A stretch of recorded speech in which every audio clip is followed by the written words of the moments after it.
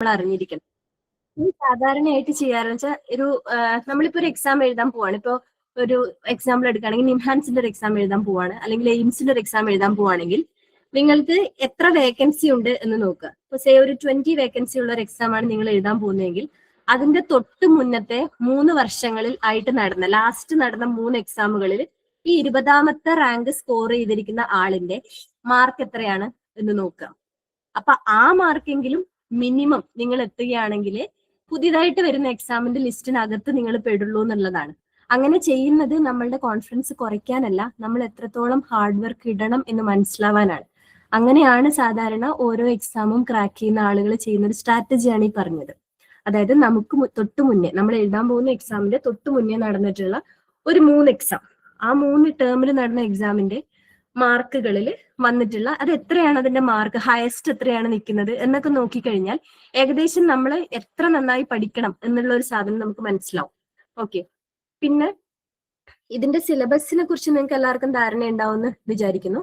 എല്ലാ കംപ്ലീറ്റ് ആയിട്ടുള്ള BSc നഴ്സിംഗിന്റെ സിലബസ് പ്ലസ് MSc നഴ്സിംഗിന്റെ സിലബസ്, ഇത് രണ്ടും നല്ലപോലെ കവർ ചെയ്ത് എല്ലാ സൈഡിൽ നിന്നും ക്വസ്റ്റ്യൻ ഉണ്ടാവും. അതായത് നിങ്ങളിൽ കുറെ പേര് സർവീസ് സൈഡിലുള്ളവരായിരിക്കാം, കുറെ പേര് പഠിപ്പിക്കുന്ന ടീച്ചേഴ്സ് ആയിട്ട് ഇപ്പം പ്രൈവറ്റിലും മറ്റും വർക്ക് ചെയ്യുന്നവരും ഉണ്ടാവാം, അല്ലെങ്കിൽ ഇപ്പൊ MSc ചെയ്തുകൊണ്ടിരിക്കുന്നവരും ഉണ്ടാവാം, ബോണ്ടഡ് ലെക്ചേഴ്സ് ആയിട്ട് ഇപ്പോൾ ടീച്ചിങ് ഫീൽഡിൽ ഇരിക്കുന്നവരും ഉണ്ടാവാം.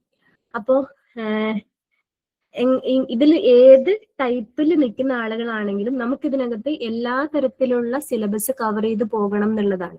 അതായത് നിങ്ങൾക്കറിയാം, നമ്മൾ BScയിലും MScയിലും ആയിട്ട് nursing education, nursing research and statistics, administration and management, അങ്ങനെ നഴ്സിംഗുമായിട്ട് ഡയറക്റ്റ് റിലേഷൻഷിപ്പ് ഇല്ലെങ്കിൽ പോലും അങ്ങനത്തെ ഒരു സിലബസും കൂടെ സബ്ജക്ട്സും കൂടെ പഠിക്കുന്നുണ്ട്. ഓക്കെ, അപ്പോൾ അത്തരം സബ്ജക്ട്സും കൂടെ നല്ലപോലെ കവർ ചെയ്ത് പോകണം. എസ്പെഷ്യലി ഒരു ടീച്ചിങ് ജോലി ആവുമ്പോൾ, ഇത് എസ്പെഷ്യലി ഒരു UGC റാങ്കിലുള്ള ജോലിയാണ്, നിങ്ങൾക്ക് അറിയാം, ഗസറ്റഡ് പോസ്റ്റ് ആണ്, നിങ്ങൾക്ക് ഒരു സർട്ടിഫിക്കറ്റ്സ് അറ്റസ്റ്റ് ചെയ്ത് കൊടുക്കാൻ പവറുള്ള ഗസറ്റഡ് പോസ്റ്റ് ആണ്. അപ്പം ആ ജോലിക്ക് അതിൻ്റെതായിട്ടുള്ള ഒരു വെയിറ്റേജ് ഉണ്ട്. അതുകൊണ്ട് തന്നെ അതിൽ വരുന്ന ക്വസ്റ്റ്യൻസിനും ആ ഒരു ഡിഫിക്കൽറ്റി ലെവൽ നമ്മൾ എപ്പോഴും പ്രതീക്ഷിക്കണം. അതിന് നമുക്ക് ചെയ്യാൻ പറ്റുന്നത് നമ്മളുടെ BSc നഴ്സിംഗിലെയും MSc നഴ്സിംഗിലെയും ഉള്ള കംപ്ലീറ്റ് ആയിട്ടുള്ള ടോപ്പിക്സിനെ നമ്മൾ കവർ ചെയ്ത് പോന്നെ വേണം. അപ്പൊ നിങ്ങൾക്ക് സംശയം ഉണ്ടാവും, ഇപ്പൊ നമ്മൾ ജനുവരി ഓൾറെഡി ആയി, ഇനിയിപ്പോ ഒരു മെയ്യിലോ അല്ലെങ്കിൽ ഒരു ജൂൺ ജൂലൈ ഒക്കെ ആകുമ്പോഴത്തേക്ക് എക്സാം വരികയാണ് എന്നുണ്ടെങ്കിൽ എങ്ങനെ നമ്മൾ പഠിച്ചു തീരും എന്ന് ആലോചിക്കുന്നുണ്ടാവും. ഇപ്പൊ കഴിഞ്ഞ ഇതിന് തൊട്ട് മുന്നത്തെ എക്സാമിലാണെങ്കിലും ഇതിന്റെ ഒരു നോട്ടിഫിക്കേഷൻ വന്ന് ഒരു 6 മാസത്തിനുള്ളിൽ തന്നെ എക്സാം വന്നിട്ടുണ്ട്. ഇപ്രാവശ്യം അങ്ങനെ തന്നെ വരണം എന്ന് നിർബന്ധമില്ല. ചിലപ്പോൾ നോട്ടിഫിക്കേഷൻ ചിലപ്പോൾ 2026 ഒരു ഡിസംബറോ നവംബറോ ഒക്കെ ആകുമ്പോഴായിരിക്കാം എക്സാം വരുന്നത്, അല്ലെങ്കിൽ ചിലപ്പോൾ ഒരു നേരത്തെ മുന്നേ ഉണ്ടായിരുന്നത് പോലെ മെയ് ജൂൺ ഒക്കെ ആകുമ്പോഴത്തേക്കും വരാം. അത് നമുക്ക് കുറച്ചും കൂടെ കഴിയുമ്പോഴേ ഒരു എക്സാക്ട് ആയിട്ടുള്ള ധാരണ കിട്ടുള്ളൂ എന്നാണ് ഈ എക്സാം ഉണ്ടാവുക എന്നുള്ളത്. പക്ഷെ നമ്മൾക്ക് അതിനനുസരിച്ച് പ്രിപ്പയർ ചെയ്ത് മുന്നോട്ട് പോകാന്നുള്ളത് മാത്രമേ ചെയ്യാനുള്ളൂ. അപ്പൊ നമ്മൾ എത്രയും വേഗം നന്നായി പ്രിപ്പയർ ചെയ്താൽ അത്രയും നമുക്ക് കവർ ചെയ്ത് വെച്ച് കഴിഞ്ഞാൽ പിന്നെ കിട്ടുന്ന ടൈം മുഴുവൻ നമുക്ക് അഡീഷണൽ ആണ്, അത് നമുക്ക് ഇനിയും പഠിക്കാനായിട്ട് യൂസ് ചെയ്യാൻ പറ്റും. അപ്പോ നിങ്ങൾക്ക് ഏകദേശം ഒരു ധാരണ കിട്ടിയിട്ടുണ്ടാവുമെന്ന് വിചാരിക്കുന്നു. നിങ്ങൾക്ക് എന്തെങ്കിലും ഡൗട്ട്സ് ഇത്രയും പറഞ്ഞതിൽ നിന്ന് ക്ലിയർ ചെയ്യാനുണ്ടെങ്കിൽ ഒന്ന് മെസ്സേജ് ആയിട്ട് ഇടുകയാണെങ്കിൽ ഞാൻ അതിനനുസരിച്ച് പറയാം. അതല്ലെങ്കിൽ അടുത്ത ഇതിലേക്ക് അതിന്റെ പഠിക്കേണ്ട ഒരു സ്ട്രാറ്റജി അങ്ങനത്തെ രീതിയിലേക്ക് പോട്ടെ. നെക്സ്റ്റ്, നിങ്ങൾക്ക് എന്തെങ്കിലും ഇതുവരെ പറഞ്ഞതിൽ നിന്ന് എന്തെങ്കിലും ഡൗട്ട് ഉണ്ടോ, ചോദിക്കാനുണ്ടോ?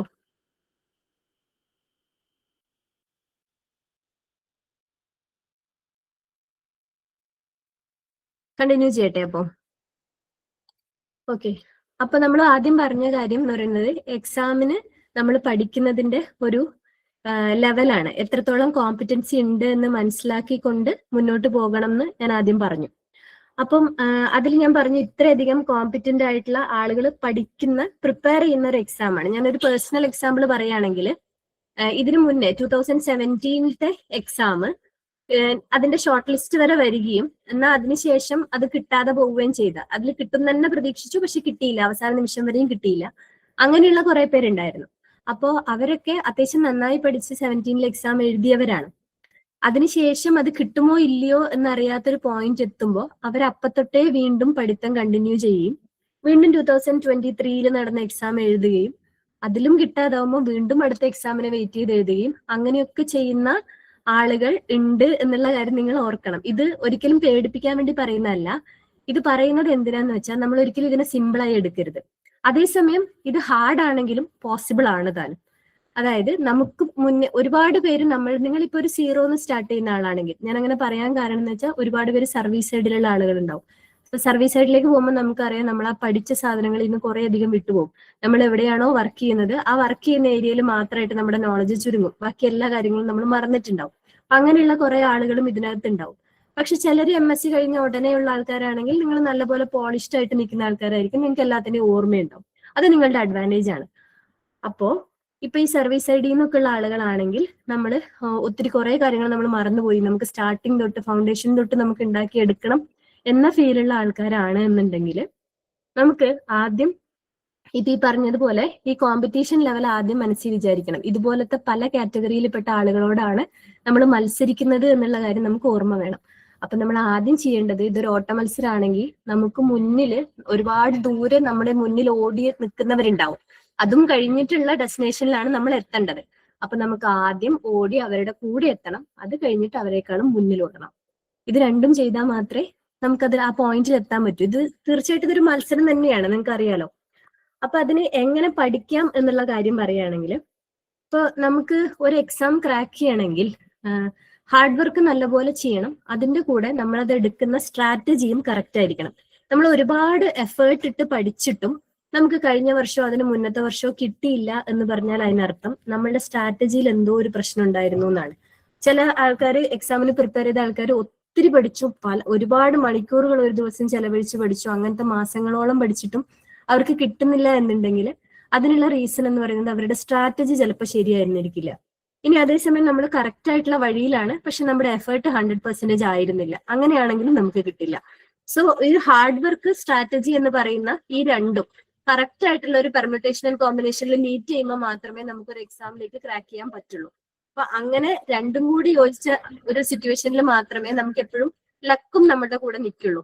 ഇതിനകത്ത് ഒന്നാമത്തെ കാര്യം എന്ന് പറയുന്നത്, ലക്ക് കൊണ്ട് ഇതിനകത്ത് കയറി പറ്റുക എന്നൊരു സാധനം ഇമ്പോസിബിൾ ആണ്. നമ്മൾക്ക് അത്ര തന്നെ ഹാർഡ് വർക്ക് ഇടുകയും അതിന്റെ കൂടെ കറക്റ്റ് ആയിട്ടുള്ള സ്ട്രാറ്റജി കൂടെ പഠിച്ച് മുന്നോട്ട് പോവുകയും ചെയ്യുകയാണെന്നുണ്ടെങ്കിൽ ഇത് നമുക്ക് ക്രാക്ക് ചെയ്തെടുക്കാൻ പറ്റും. ഇത് ഉറപ്പായിട്ടും ഞാൻ പറയുന്നത് ഇതൊരു ഇമ്പോസിബിൾ ആയിട്ടുള്ള സാധനമേ അല്ല. കാരണം നിങ്ങളെപ്പോലെ തന്നെയുള്ള ആളുകളാണ് നിങ്ങൾക്ക് മുന്നേ ഹാർഡ് വർക്ക് ചെയ്ത് കൃത്യമായ പെർസിസ്റ്റൻസ് ആയിട്ടുള്ള ഹാർഡ് വർക്കിൽ കൂടി ആ ഗോൾ അച്ചീവ് ചെയ്തിട്ടുള്ളവരാണ് നിങ്ങളുടെ മുന്നേ ഉള്ളവർ. അതിൽ പലരുമുണ്ട്. അതായത് ഗവൺമെന്റ് കോളേജസിൽ പഠിച്ചവരുണ്ടാവാം, പ്രൈവറ്റ് കോളേജസിൽ പഠിച്ചവരുണ്ടാവാം, പല രീതിയിലുള്ള ഹാർഡ്ഷിപ്പിൽ കൂടെ വന്നവർ. അതായത് ചിലർക്ക് ഫാമിലിയൊക്കെയാണ് പ്രശ്നം, അതായത് കുട്ടികളുണ്ട്, ചെറിയ കുട്ടികളാണ്, അവരെ വെച്ച് പഠിക്കാൻ പറ്റില്ല, അങ്ങനത്തെ ഒരുപാട് ഇഷ്യൂസ് ഉണ്ടാവും. പക്ഷെ അങ്ങനത്തെ ഇഷ്യൂസിൽ കൂടി ഒക്കെ കടന്നു വന്നിട്ടും ഇത് ക്രാക്ക് ചെയ്തവരും കഴിഞ്ഞ ഗ്രൂപ്പിൽ ഇതുവരെയുള്ള ഇപ്പൊ ഇന്നായിട്ടുള്ള ആളുകളുടെ കൂട്ടത്തിലുണ്ട്. അപ്പൊ നമ്മൾ ആലോചിക്കേണ്ടത് ഏത് കാര്യവും പോസിബിൾ ആണ്. അതിന് നമ്മൾ ഇടേണ്ട എഫേർട്ട് അത് നമ്മൾ കറക്റ്റ് ആയിട്ട് ഇടുകയും കറക്റ്റ് ആയിട്ടുള്ള സ്ട്രാറ്റജിയിൽ കൂടെ പഠിച്ചു പോവുകയും ചെയ്താൽ അത് തീർച്ചയായിട്ടും പോസിബിൾ ആണ് എന്നുള്ള കാര്യം ആദ്യം നമ്മൾ മനസ്സിൽ ഉറപ്പിക്കാം. പിന്നെ ഒരു സാധനം വേണമെന്നുണ്ടെങ്കിൽ ഞാനൊന്ന് ട്രൈ ചെയ്ത് നോക്കാം, കിട്ടുകയാണെങ്കിൽ കിട്ടട്ടെ, അങ്ങനത്തെ ഒരു ആറ്റിറ്റ്യൂഡ് ഒരിക്കലും പാടില്ല. ഇതിനകത്ത് ഞാൻ ഇതിന് ഇറങ്ങുകയാണ്, അപ്പൊ എനിക്കിത് കിട്ടണം, ഇത് കിട്ടിയിട്ടേ ഞാൻ മടങ്ങുള്ളൂ എന്ന് ആദ്യം മനസ്സിൽ വിചാരിക്കാം. അപ്പൊ അങ്ങനെ ചെയ്തു കഴിഞ്ഞാൽ പിന്നെ നമുക്ക് കൃത്യമായിട്ട് അതൊരു പെർസിസ്റ്റന്റ് ആയിട്ട് നിങ്ങളത് ഫോളോ ചെയ്യും കൂടിയാണെങ്കിൽ കൃത്യമായിട്ടുള്ള നോളജ് ഗെയിനിൽ കൂടെ അവസാനം നമുക്കത് ക്രാക്ക് ചെയ്യാൻ തന്നെ പറ്റും. ഓക്കെ, സോ ഇത്രയും പറഞ്ഞതിൽ നിങ്ങൾക്ക് വേറെ ഒന്നും ചോദിക്കാനില്ല എന്ന് മനസ്സിലാക്കുന്നു. ഇനി ഇത് എങ്ങനെ പഠിക്കാം എന്നുള്ളതിനെ കുറിച്ചൊന്ന് പറയാം. സിലബസ് ഇപ്പൊ ഞാൻ പറഞ്ഞല്ലോ, BScയും MScയും കംപ്ലീറ്റ് ആയിട്ട് കവർ ചെയ്യണം എന്ന് പറഞ്ഞു. അപ്പോ ഇത് പഠിക്കാനായിട്ട് ഞാൻ പറയുന്നത് എന്താണെന്ന് വെച്ചാൽ ഏറ്റവും ബേസിക് ആയിട്ടുള്ള സബ്ജക്ട് തൊട്ട്, അതായത് നമ്മൾ ഫസ്റ്റ് ഇയർ BSc നഴ്സിംഗിൽ പഠിക്കുന്ന അനാട്ടമി ആൻഡ് ഫിസിയോളജി മുതൽ ഏറ്റവും അവസാനം MSc നഴ്സിംഗിൽ പഠിക്കുന്ന കാര്യങ്ങൾ വരെ കൃത്യമായ നോട്ട് എഴുതി, സബ്ജക്ട് വൈസ് നോട്ട് എഴുതി തന്നെ പഠിക്കണം. നമ്മുടെ നോട്ട്സിന് ഭയങ്കര ഇമ്പോർട്ടൻസ് ഉണ്ട്. അപ്പൊ ഇതിൽ ഒന്ന് രണ്ട് ആൾക്കാർ എൻ്റെ അടുത്ത് ചോദിച്ച ഒരു ഡൗട്ടായിരുന്നു, ഈ നോട്ട് എഴുതാൻ മാത്രമുള്ള സമയമില്ല. അപ്പൊ കാരണം എക്സാമും പെട്ടെന്ന് വരും എന്ന് കേൾക്കുന്നുണ്ട്. അപ്പൊ ഈ നോട്ട് എഴുതി പഠിക്കാനുള്ള സമയം ഇനി ഇല്ല. അപ്പോ അങ്ങനെയാണെങ്കിൽ നോട്ട് എഴുതാതെ തന്നെ പഠിച്ച് പോയാൽ പോരെ എന്ന് ചോദിക്കാറുണ്ട്. പക്ഷെ അങ്ങനെ ചെയ്യുന്നത് ശരിക്കും തെറ്റാണ്. അതൊരു തെറ്റായ സ്ട്രാറ്റജിയാണ്. അത് നിങ്ങൾ ഒരിക്കലും വിചാരിക്കരുത്. നിങ്ങളുടെ നോട്ട്സിന് ഭയങ്കര ഇമ്പോർട്ടൻസ് ഉണ്ട്. എന്തുകൊണ്ടാന്ന് വെച്ചാൽ നമ്മൾ പഠിക്കണ ഏതൊരു കാര്യവും നമുക്ക് ഓർമ്മയിൽ നിൽക്കണമെങ്കിൽ നമുക്ക് അതിന് കറക്റ്റ് ആയിട്ടുള്ള റിവിഷൻ വേണം. അപ്പൊ ആ റിവിഷൻ ചെയ്യണമെങ്കിൽ നിങ്ങളുടെ സ്വന്തം കൈപ്പടയിൽ നിങ്ങൾ ഉണ്ടാക്കിയ നോട്ട്സിന് ഭയങ്കര ഇമ്പോർട്ടൻസ് ഉണ്ട്. അപ്പൊ ആദ്യം ചെയ്യേണ്ടതെന്ന് വെച്ചാൽ നമ്മളിപ്പോ ബേസിക് ആയിട്ടുള്ള ഏറ്റവും സ്റ്റാർട്ടിങ്ങിൽ ആദ്യം നമ്മൾ പഠിച്ച സബ്ജക്ട് തൊട്ട് നമ്മൾ പഠിച്ചു തുടങ്ങുകയാണെന്ന് വിചാരിക്കുക. ഇപ്പൊ അനാട്ടമി ഫസ്റ്റ് ഇയറിലുള്ള സബ്ജക്ട്സ് ആണ് നമ്മൾ ആദ്യം തുടങ്ങുന്നതെങ്കിൽ അനാട്ടമി ഉണ്ട്, ബയോകെമിസ്ട്രി ഉണ്ട്, ഫൗണ്ടേഷൻ ഉണ്ട്, മൈക്രോബയോളജി ഉണ്ട്, ന്യൂട്രീഷൻ ഉണ്ട്, അങ്ങനെ ഒത്തിരി സബ്ജക്ട്സ് ഉണ്ട്. ഓരോ സബ്ജക്റ്റ് നിങ്ങൾ പഠിക്കുമ്പോൾ അതിന് നിങ്ങൾ സെപ്പറേറ്റ് നോട്ട്ബുക്ക് തന്നെ വെക്കണം. ഒരിക്കലും മിക്സ് ചെയ്ത് ഇന്ന് പഠിച്ച കാര്യങ്ങൾ മുഴുവൻ ഒരു നോട്ടിൽ അങ്ങനെ എഴുതി പോകരുത്. ഇപ്പൊ നിങ്ങൾ എല്ലാത്തിനും നോട്ട് വാങ്ങിക്കണം. ഇപ്പൊ നിങ്ങൾക്കൊരു ഒരു സെറ്റ് നോട്ട് അല്ലെങ്കിൽ ഒരു ഡസൻ നോട്ട്സ് ഒക്കെ ആദ്യം വാങ്ങിച്ചു വെക്കുക, പല കളർ പെന്നുകൾ വാങ്ങിച്ചു വെക്കുക. എന്നിട്ട് ഓരോ പ്രാവശ്യം എഴുതുന്ന നോട്ട്സും നിങ്ങൾ എഴുതുന്ന നോട്ടിന്റെ ഒരു പേജ് കംപ്ലീറ്റ് ആയിട്ട് നിങ്ങൾ നോട്ട് എഴുതുമ്പോൾ നിങ്ങൾ ആലോചിക്കേണ്ടത് ഈ നോട്ട് കൃത്യമായിട്ട് നമുക്ക് ഒരു പിക്ചർ മെമ്മറി എന്ന് പറയില്ലേ, ഫോട്ടോഗ്രാഫിക് മെമ്മറി, ആ ഫോട്ടോഗ്രാഫിക് മെമ്മറി ഡെവലപ്പ് ചെയ്തെടുക്കാനാണ് നമ്മൾ നോക്കേണ്ടത്. ഫോട്ടോഗ്രാഫിക് മെമ്മറി നമ്മൾ വലുതാവും തോറും നമുക്ക് കുറഞ്ഞു കുറഞ്ഞു വരും. സ്റ്റാർട്ടിങ്ങിൽ ചെറിയ കുട്ടികൾക്ക് നല്ലപോലെ ഫോട്ടോഗ്രാഫിക് മെമ്മറി ഉണ്ടാവും. പക്ഷെ ഫോട്ടോഗ്രാഫിക് മെമ്മറി നമുക്ക് വീണ്ടും റീഡെവലപ്പ് ചെയ്യാൻ പറ്റും. അത് പറ്റണമെങ്കിൽ നമ്മുടെ നോട്ടുകൾ അത്രയും ഇഫക്റ്റീവ് ആയിട്ട് നമ്മൾ എഴുതാം. ഇപ്പൊ നിങ്ങളൊരു ഏതെങ്കിലും ഒരു ഡിസീസ് കണ്ടീഷനാണ് പഠിക്കുന്നതെങ്കിൽ നിങ്ങൾക്ക് ആ ഡിസീസ് കണ്ടീഷനെ കുറിച്ചുള്ള ഏതെങ്കിലും ഒരെണ്ണം, നിങ്ങളൊരു ഡെങ്കുവോ അല്ലെങ്കിൽ വേറെ ഏതെങ്കിലും ഒരെണ്ണം എഴുതുകയാണെങ്കിൽ അതിന്റെ നിങ്ങൾക്ക് അറിയാലോ, നമ്മൾ സാധാരണ രീതിയിൽ എക്സാമിനൊരു യൂണിവേഴ്സിറ്റി എക്സാമിനൊക്കെ എഴുതുന്ന സമയത്ത് നമുക്ക് അതിന്റെ ഡീറ്റെയിൽ ആയിട്ട് എഴുതണം. ഈച്ച് ആൻഡ് എവറി പോയിന്റ് ആയിട്ട് നമുക്ക് എഴുതി പോകണം. ഇവിടെ നമുക്ക് അതിന്റെ ആവശ്യമില്ല. ഇവിടെ നമുക്ക് ഇന്റർപ്രറ്റ് ചെയ്യാൻ പറ്റണം, ക്വസ്റ്റ്യൻ ഇന്റർപ്രറ്റ് ചെയ്യാൻ പറ്റണം, എന്നിട്ട് അതിന്റെ ഓപ്ഷൻസിൽ നിന്ന് നമുക്ക് കണ്ടുപിടിക്കേണ്ട ആവശ്യമേ ഉള്ളൂ. സോ ഇതിലൊരു ഭയങ്കരമായ ബൈഹാർട്ടിങ് ഒരിക്കലും വരുന്നില്ല. പകരം നമുക്ക് കൺസെപ്റ്റ് നല്ല ക്ലിയർ ആയിരിക്കണം. തിരിച്ചും മറിച്ചും ചോദിച്ചാലും ഇന്റർപ്രിട്ടേഷനിൽ നല്ല സ്കില്ല് വേണം. അതാണ് ഇവിടെ MCQ എഴുതുമ്പോൾ നമുക്ക് വേണ്ട ഒരു സ്കിൽ എന്ന് പറയുന്നത്. അപ്പൊ നമ്മൾ നോട്ട് എഴുതുമ്പോൾ കൃത്യമായിട്ട് ഈച്ച് ആൻഡ് എവറി പോയിന്റ് നമ്മൾ സെന്റൻസ് ആക്കി എഴുതണം എന്നൊരു നിർബന്ധമില്ല, പക്ഷെ പോയിന്റ്സ് ആക്കി എഴുതാം.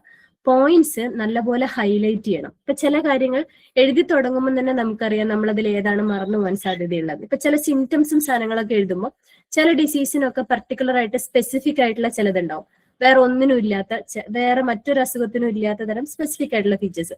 അപ്പൊ അത് എഴുതുമ്പോൾ തന്നെ ഒരു സെന്റൻസ് വായിക്കുമ്പോൾ തന്നെ ഓർമ്മ വരേണ്ടത് ഇതിൽ നിന്നൊരു MCQ ഉണ്ടാവാൻ ചാൻസ് ഉണ്ട് എന്നാണ്. ഇപ്പൊ ഏതൊരു വായിക്കുന്ന സെന്റൻസിലും നിങ്ങൾ പുതിയതായി ഗെയിൻ ചെയ്തുകൊണ്ടിരിക്കുന്ന ഓരോ നോളജിലും ഒരു MCQ ക്വസ്റ്റ്യൻ നിങ്ങൾക്ക് കാണാൻ പറ്റണം. അങ്ങനെയാണെങ്കിൽ നിങ്ങൾ ഇങ്ങനെ ഗെയിൻ ചെയ്തു പോകുന്ന നോളജ് അറ്റ്ലീസ്റ്റ് നിങ്ങൾക്ക് ഒരു ഡയറക്റ്റ് ക്വസ്റ്റ്യൻ ആയി വന്നില്ലെങ്കിൽ പോലും ഒരു MCQല് ബാക്കിയുള്ള 3 ഓപ്ഷനെ എലിമിനേറ്റ് ചെയ്യാനെങ്കിലും ആ നോളജ് നിങ്ങളെ ഹെൽപ്പ് ചെയ്യും. ചില കാര്യങ്ങൾ ഇതല്ല അപ്പൊ ഇതായിരിക്കും, അങ്ങനെയെങ്കിലും ഹെൽപ്പ് ചെയ്യും. നിങ്ങൾ ഗെയിൻ ചെയ്യുന്ന ഈച്ച് ആൻഡ് എവറി നോളജ് അങ്ങനെ നിങ്ങൾക്ക് യൂസ്ഫുൾ ആവും. അപ്പൊ അതുകൊണ്ട് നോട്ട് എഴുതുമ്പോഴും ഈ കാര്യങ്ങൾ ആലോചിച്ച് തന്നെ ചെയ്യണം. അപ്പൊ ആദ്യം ചെയ്യേണ്ടത് നിങ്ങൾ ഇതിന് പ്രിപ്പയർ ചെയ്യാൻ തയ്യാറാണ്, അല്ലെങ്കിൽ നിങ്ങൾ ഈ സാധനത്തിന് ഇറങ്ങുകയാണെങ്കിൽ ഒരു 100% മനസ്സോടുകൂടെ തന്നെ ഇതിലേക്ക് ഇറങ്ങുക. അതായത് എനിക്കിത് എന്തായാലും വേണം, ഈ പ്രാവശ്യം ഞാനിത് ഉറപ്പായിട്ടും ക്രാക്ക് ചെയ്തിരിക്കും എന്നുള്ള മനസ്സോടുകൂടി തന്നെ ഇറങ്ങാം. അപ്പൊ അതിനുവേണ്ടി ആദ്യം തന്നെ കുറച്ച് നോട്ട്സ് വാങ്ങിക്കുക. ഒരു ഡസൻ അല്ലെങ്കിൽ 2 ഡസൻ നോട്ട്സ് ആദ്യം വാങ്ങിച്ചു വെക്കുക. ഒരു 3-4 കളേഴ്സുള്ള പെന്നൊക്കെ വാങ്ങിച്ചു വെക്കുക. അതിനുശേഷം ഓരോ സബ്ജക്റ്റ് ആയിട്ട് സ്റ്റാർട്ട് ചെയ്യുക.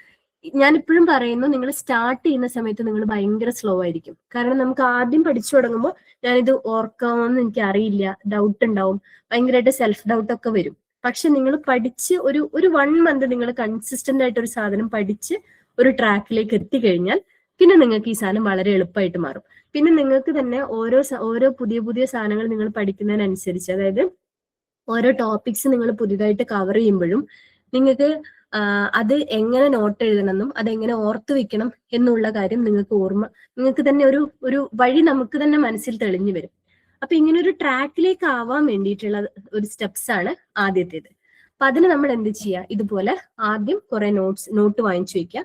ഓരോ സബ്ജക്റ്റിനും ഓരോ നോട്ട് വെക്കുക. ഇപ്പൊ ഫണ്ടമെന്റൽസ് വേണ്ടിയിട്ട് മാത്രം ഒരു നോട്ട്, അനാട്ടമിക്ക് വേണ്ടി മാത്രം ഒരു നോട്ട്, ബയോകെമിസ്ട്രി മാത്രം ഒരു നോട്ടിൽ, അങ്ങനെ തന്നെ വെക്കണം. നിങ്ങൾ മിക്സപ്പ് ചെയ്ത് എഴുതി കഴിഞ്ഞാൽ നിങ്ങൾക്കൊരു ഓർഗനൈസ്ഡ് ഫീലിംഗ് കിട്ടുകയില്ല. നമ്മൾ പഠിക്കുന്ന ഓരോ ഡാറ്റയും നമ്മൾ വളരെ ഓർഗനൈസ്ഡ് ആയിട്ട് തന്നെ പഠിച്ചു പോവുകയാണെങ്കിൽ നമുക്കത് അടുത്തടുത്തത് പഠിക്കുമ്പോൾ മറന്നു പോവാതിരിക്കാൻ ഇത് നമ്മളെ ഹെൽപ്പ് ചെയ്യും. പിന്നെ മറന്നു പോകുന്നതിനുള്ള കുറെ പേർക്കുള്ള കംപ്ലൈൻറ്റ്സ് എന്താ വെച്ചാൽ നമ്മൾ ഒരുപാട് കാര്യങ്ങൾ മറന്നു പോകുന്നു എന്നുള്ളതാണ്. പഠിച്ചതൊന്നും എനിക്ക് ഓർത്തു വെക്കാൻ പറ്റുന്നില്ല, ഇത്രയധികം കണ്ടന്റ് പഠിച്ചെടുക്കുമ്പോഴത്തേക്ക് ആദ്യം പഠിച്ചതൊക്കെ മറന്നു പോകുന്നു എന്നുള്ള പ്രശ്നമാണ്. അപ്പൊ അതിന് നമുക്ക് ചെയ്യാൻ പറ്റുന്നത്, ഒരു ദിവസം ഇത്ര മണിക്കൂർ എന്ന് വെച്ച് സ്റ്റാർട്ട് ചെയ്യുമ്പോൾ നമ്മൾ ആ പഠിച്ച കാര്യങ്ങൾ രാത്രി കിടക്കുന്നതിന് മുമ്പ് ഒരു പ്രാവശ്യമെങ്കിലും ഒന്നും കൂടെ റിവൈസ് ചെയ്യണം. അപ്പൊ നമുക്ക് റിവൈസ് ചെയ്താൽ വീണ്ടും ടൈം പോകൂലേന്ന് തോന്നും. അങ്ങനെ പോവാതിരിക്കാനാണ് ആ എഫിഷ്യന്റ് ആയിട്ടുള്ള നോട്ട് വേണ്ടത്. അത്രയും ക്ലിയർ ആയിട്ടുള്ള ഭംഗിയുള്ള നോട്ട് ഉണ്ടാക്കി ഭംഗി എന്ന് പറഞ്ഞാൽ ഉദ്ദേശിക്കുന്ന ഹാൻഡ് റൈറ്റിങ്ങിന്റെ ഭംഗിയല്ല, പക്ഷെ ആ നോട്ട് ഓർഗനൈസ് ചെയ്ത് എഴുതാനുള്ള കഴിവാണ്. ഇപ്പൊ നിങ്ങൾ ഏതെങ്കിലും ഇപ്പൊ ഒരു ജനറ്റിക് ഡിസീസ് ആലോചിക്കുക. ഏതെങ്കിലും ഒരു ജനറ്റിക് ഡിസീസ് നിങ്ങൾ പഠിക്കുകയാണ്. അപ്പൊ അത് പഠിക്കുന്ന സമയത്ത് നിങ്ങൾക്ക് അതിന്റെ പിക്ചർ ആ പിക്ചർ സയന്റിഫിക്കലി കറക്റ്റ് ഒന്നും ആയിരിക്കണം എന്നില്ല. നമ്മൾ എക്സാമിന് വരയ്ക്കാൻ വേണ്ടി പഠിക്കുന്നത് പോലെയല്ല. പക്ഷെ അതിനകത്തുള്ള ഏതെങ്കിലും ഫീച്ചേഴ്സ് ഇപ്പൊ പറയുകയാണെങ്കിൽ അതിന്റെ സ്മോൾ പിന്ന, അതുപോലെ തന്നെ പിന്ന is below the eye level, mid line of the eye level എന്നൊക്കെയാണെങ്കിൽ അത് കറക്റ്റ് ആയിട്ട് ആ പിക്ചറിൽ കാണുന്ന വിധത്തിൽ തന്നെ സൈഡിൽ വരയ്ക്കുക. പിന്നെ ഇപ്പൊ വേറെ എന്തെങ്കിലും ഫീച്ചേഴ്സ് ഉണ്ട്. ഇപ്പൊ ഒരു റെഡ് സ്കിന്നാണ്, അല്ലെങ്കിൽ ഒരു butterfly rashes over the cheeks ആണ് ആ ഡിസീസിനുള്ളതെങ്കിൽ ആ ചീക്സിന്റെ മുകളിൽ ബട്ടർഫ്ലൈ പോലെ റെഡ് കളർ കൊണ്ട് വരയ്ക്കുക. അപ്പോൾ ഏറ്റവും ടോപ്പിലായിട്ട് ആ പേജിന്റെ ടോപ്പിൽ നമ്മൾ ആ ഡിസീസിന്റെ പേര് എഴുതി കഴിയുന്ന സമയത്ത് ഈ പേജ് നിങ്ങൾ ഒരു പ്രാവശ്യം പഠിച്ചു, അത് കഴിഞ്ഞ് രാത്രി കിടക്കുന്നതിന് മുന്നേ വെറുതെ ആ പേജ് ഒന്നും കൂടെ നോക്കിക്കഴിഞ്ഞാൽ ആ പിക്ചറും കൂടെ ആവുമ്പോഴത്തേക്ക് നിങ്ങൾക്ക് അതിലത്തെ കുറെ കാര്യങ്ങൾ ഓർമ്മയുണ്ടാവും. അപ്പൊ നിങ്ങൾ വായിച്ചിട്ട് ഒരുപാട് സമയം അതിന് കളയേണ്ടി വരില്ല. ഇപ്പൊ ഈ ഒരു ടെക്നിക്ക് എല്ലാ സബ്ജക്റ്റിനും യൂസ് ചെയ്യാം. ഇപ്പൊ ന്യൂട്രീഷൻ അല്ലെങ്കിൽ മാനേജ്മെന്റ് ഇതുപോലത്തെ സബ്ജക്ട്സിനൊക്കെ ഇത് എങ്ങനെ യൂസ് ചെയ്യാം എന്ന് വിചാരിക്കുന്നുണ്ടാവും. പക്ഷെ അതിലും ഇത് പറ്റും. നമുക്ക് എങ്ങനെയാണോ നമുക്കത് ഓർത്ത് വെക്കാൻ പറ്റുക ആ രീതിയിൽ അതിന്റെ സൈഡിൽ ഒരു പിക്ചർ വരയ്ക്കുകയും പോയിന്റ്സ് ക്ലിയർ ആയിട്ട് എഴുതുക, കോളങ്ങളാക്കി എഴുതി വെക്കുക. അങ്ങനെ നിങ്ങളുടേതായിട്ടുള്ള നിങ്ങൾക്ക് ഓർത്ത് വെക്കാൻ പറ്റുന്ന രീതികൾ നിങ്ങൾ ഡെവലപ്പ് ചെയ്യും. ഓക്കെ. പിന്നെ ഇത് പഠിച്ച് ഒരു ട്രാക്കിലേക്ക് എത്താനായിട്ട് എപ്പോഴും ഒരു ട്രെയിനിങ് അല്ലെങ്കിൽ ആരുടെയെങ്കിലും ഒരു ഹെൽപ്പ് ഉണ്ടെങ്കിൽ അത് നിങ്ങളെ പെട്ടെന്ന് ട്രാക്കിലേക്ക് ആവാൻ എന്തായാലും ഹെൽപ്പ് ചെയ്യും. അതുപോലെ തന്നെ കറക്റ്റ് ആയിട്ടുള്ള ഡീറ്റെയിൽസ്, അതായത് എന്തൊക്കെ പഠിക്കണം എന്നുള്ള കാര്യങ്ങൾ, ഏതൊക്കെയാണ് ഇമ്പോർട്ടന്റ് ആയിട്ടുള്ള കാര്യങ്ങൾ. നമുക്ക് ഇത്രയും കാര്യങ്ങൾ ഒരുമിച്ച് പഠിച്ചെടുക്കാൻ പറ്റില്ല. സ്റ്റാർട്ടിങ് തൊട്ട് ഇപ്പൊ ഫണ്ടമെന്റൽസിനാണെങ്കിലും കുറെ ബുക്സ് ഉണ്ട്. അപ്പൊ അതിൽ നിന്നൊക്കെയുള്ള ഡാറ്റകൾ നമുക്ക് പെട്ടെന്ന് എല്ലാ ബുക്കും വായിച്ച് അങ്ങനെ പറ്റില്ല. സോ അതിന് നിങ്ങൾക്ക് ഏതെങ്കിലും ഒരു ട്രെയിനിങ് ഇൻസ്റ്റിറ്റ്യൂട്ടിനോ അല്ലെങ്കിൽ അങ്ങനെ ഏതെങ്കിലും ഒരു ഇൻസ്റ്റിറ്റ്യൂഷന് ഹെൽപ്പ് ഉണ്ടെങ്കിൽ അത് നിങ്ങൾക്ക് എളുപ്പമായിരിക്കും. അല്ലാന്നുണ്ടെങ്കിൽ നിങ്ങൾ ഓരോ ടെക്സ്റ്റും എടുത്ത് വായിച്ച് പിന്നെ നെറ്റും ഗൂഗിൾ ചെയ്തിട്ടും അങ്ങനെയൊക്കെയുള്ള ഇൻഫർമേഷൻസ് കളക്ട് ചെയ്യണം. അപ്പൊ ഏതാണെങ്കിലും നിങ്ങൾക്ക് ആ ട്രാക്കിലേക്ക് എത്താനുള്ള ബുദ്ധിമുട്ട് മാത്രമേ ആദ്യം ഉണ്ടാവുള്ളൂ. ഇതൊന്ന് പഠിച്ചൊരു 1 മന്ത് അങ്ങോട്ട് കവർ ചെയ്ത് പോകുമ്പോഴത്തേക്കും പിന്നീട് അത് എളുപ്പമായിരിക്കും. അപ്പൊ നോട്ട്സ് ഈ രീതിയിൽ പ്രിപ്പയർ ചെയ്ത് പോവാം. ഈ പറഞ്ഞ പോലെ റിവിഷൻ എല്ലാ ദിവസവും രാത്രി കിടക്കുന്നതിന് മുന്നേ ഒരു റൗണ്ട് വായിക്കുക. പിന്നെ പിറ്റേ ദിവസം പുതിയത് പഠിച്ചു തുടങ്ങുന്നതിന് മുന്നേ വീണ്ടും ആ നോട്ട് ഒന്നുകൂടെ നോക്കുക. പിന്നെ ഒരു 3 or 4 ഡേയ്സ് കഴിഞ്ഞിട്ട് വീണ്ടും ആ പേജ് ഒന്ന് മറിച്ച് നോക്കുക. ഇത് കൺസിസ്റ്റന്റ് ആയിട്ട് ചെയ്തു പോയാൽ നിങ്ങൾ പഠിച്ച സാധനങ്ങൾ നിങ്ങൾ മറക്കില്ല. അങ്ങനെ തന്നെ ചെയ്തു പോണം. ഓക്കെ. പിന്നെ വേറെ എന്തെങ്കിലും ചോദിക്കാനുണ്ടെങ്കിൽ, ഡൗട്ട്സ് എന്തെങ്കിലും ഉണ്ടെങ്കിൽ മെസ്സേജ് ആയിട്ട് ഇട്ടാല്. പറയണത് ക്ലിയർ അല്ലേ? എന്തെങ്കിലും ഡൗട്ട് ഉണ്ടോ?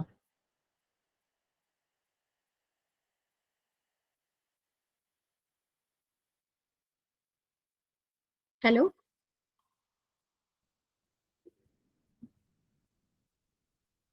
ക്ലിയർ ആണ്.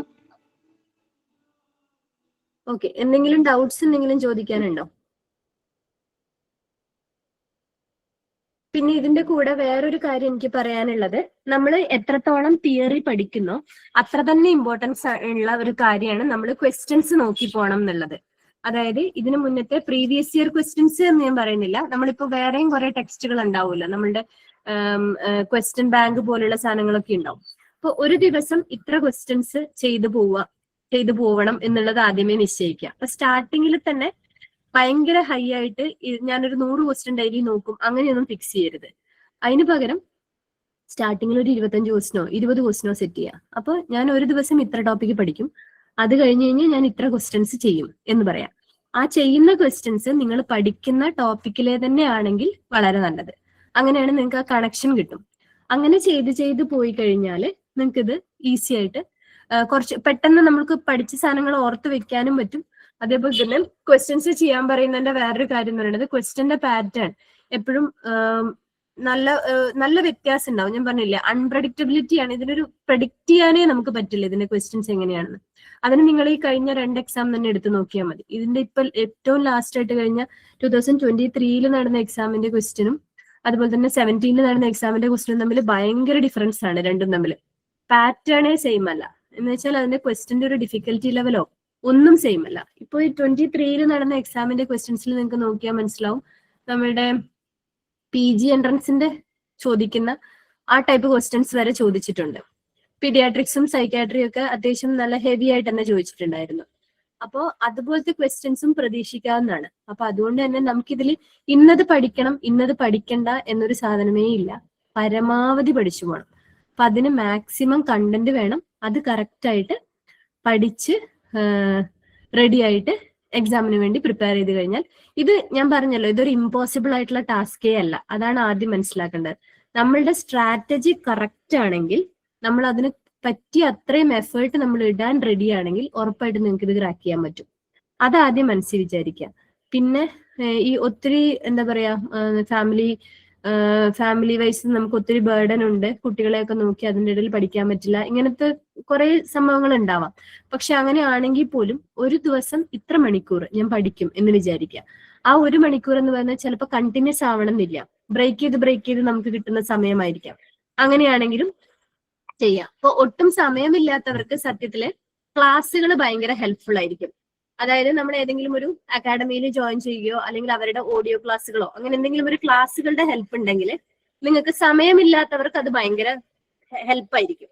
അതേസമയം നിങ്ങൾക്ക് ആവശ്യത്തിന് സമയമുണ്ട്, നിങ്ങൾക്ക് സ്വന്തമായി നോട്ട് ഉണ്ടാക്കി പഠിക്കാൻ പറ്റുമെങ്കിൽ ഓക്കെ, അങ്ങനെയാണെങ്കിൽ കുഴപ്പമില്ല. പക്ഷെ അല്ല, എനിക്ക് സമയത്തിന് ഭയങ്കരമായിട്ടുള്ള പ്രശ്നമുണ്ട് എന്നുള്ളവർക്ക് ഒരു ക്ലാസ് തന്നെയാണ് എപ്പോഴും നല്ലത്. കാരണം എന്താന്ന് വെച്ചാൽ നമ്മളിപ്പോ ക്ലാസ് ഇപ്പോ എന്താ പറയാ, ഇപ്പൊ ഇതിനു മുന്നേ ഉള്ള എക്സാമുകൾക്ക് ഇപ്പൊ ഞാൻ പഠിച്ച ഒരു പാറ്റേൺ ഞാൻ പറയാം. ഞാൻ ഒരു സ്ഥലത്ത് വർക്ക് ചെയ്തുകൊണ്ടിരുന്ന സമയത്താണ് ഇതിന് പഠിച്ചുകൊണ്ടിരുന്നത്, ഈ എക്സാമിനും പഠിച്ചത്. അപ്പൊ നമുക്ക് ഒട്ടും പഠിക്കാൻ സമയം കിട്ടില്ല എന്നുള്ള അങ്ങനത്തെ സിറ്റുവേഷനും എനിക്കും ഉണ്ടായിട്ടുണ്ട്. അപ്പൊ ഇതിൽ ചെയ്യാൻ പറ്റുന്ന ഒരു കാര്യം എന്ന് പറഞ്ഞാൽ, ഞാൻ ആ സമയത്ത് ഇങ്ങനെ ഇയർബഡ്സ് വാങ്ങിച്ച് ഒരു ചെവിയിൽ മാത്രം ഇയർബഡ്സ് വെക്കും. എന്നിട്ട് ക്ലാസ് എനിക്ക് സൈഡിൽ കൂടെ റൺ ആവുന്നുണ്ടാവും. അത് ഞാൻ ക്ലാസ് ഒരു സൈഡിൽ വെക്കും. അതേ സമയത്ത് നമുക്ക് വർക്ക് ചെയ്യുമ്പോൾ മോർണിംഗ് ടൈമിൽ ഇത് പറ്റില്ല, നൈറ്റ് ഡ്യൂട്ടി ഒക്കെ ആണെങ്കിൽ പറ്റും. ആ സമയത്ത് നമുക്ക് ഡ്യൂട്ടി ചെയ്യുന്നതിന്റെ ഇടയിൽ നമുക്ക് ഒരു ചെവിയിൽ ഇത് കേൾക്കാം.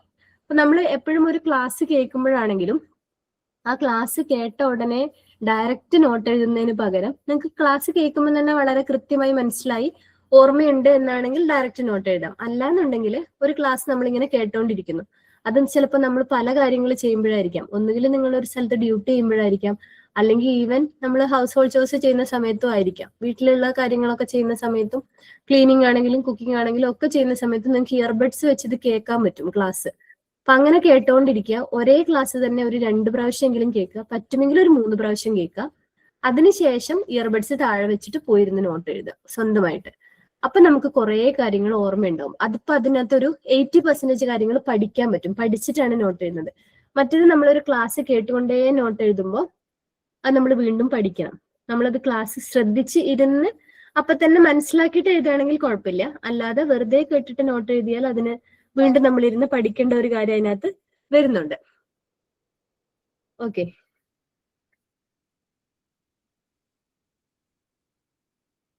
പിന്നെ ഇതിനകത്ത് ക്വസ്റ്റ്യൻസ് ഒരാൾ ചോദിച്ചത്, target hide text book depend ചെയ്യാൻ പറ്റുമോ എന്ന് ചോദിച്ചിട്ടുണ്ട്.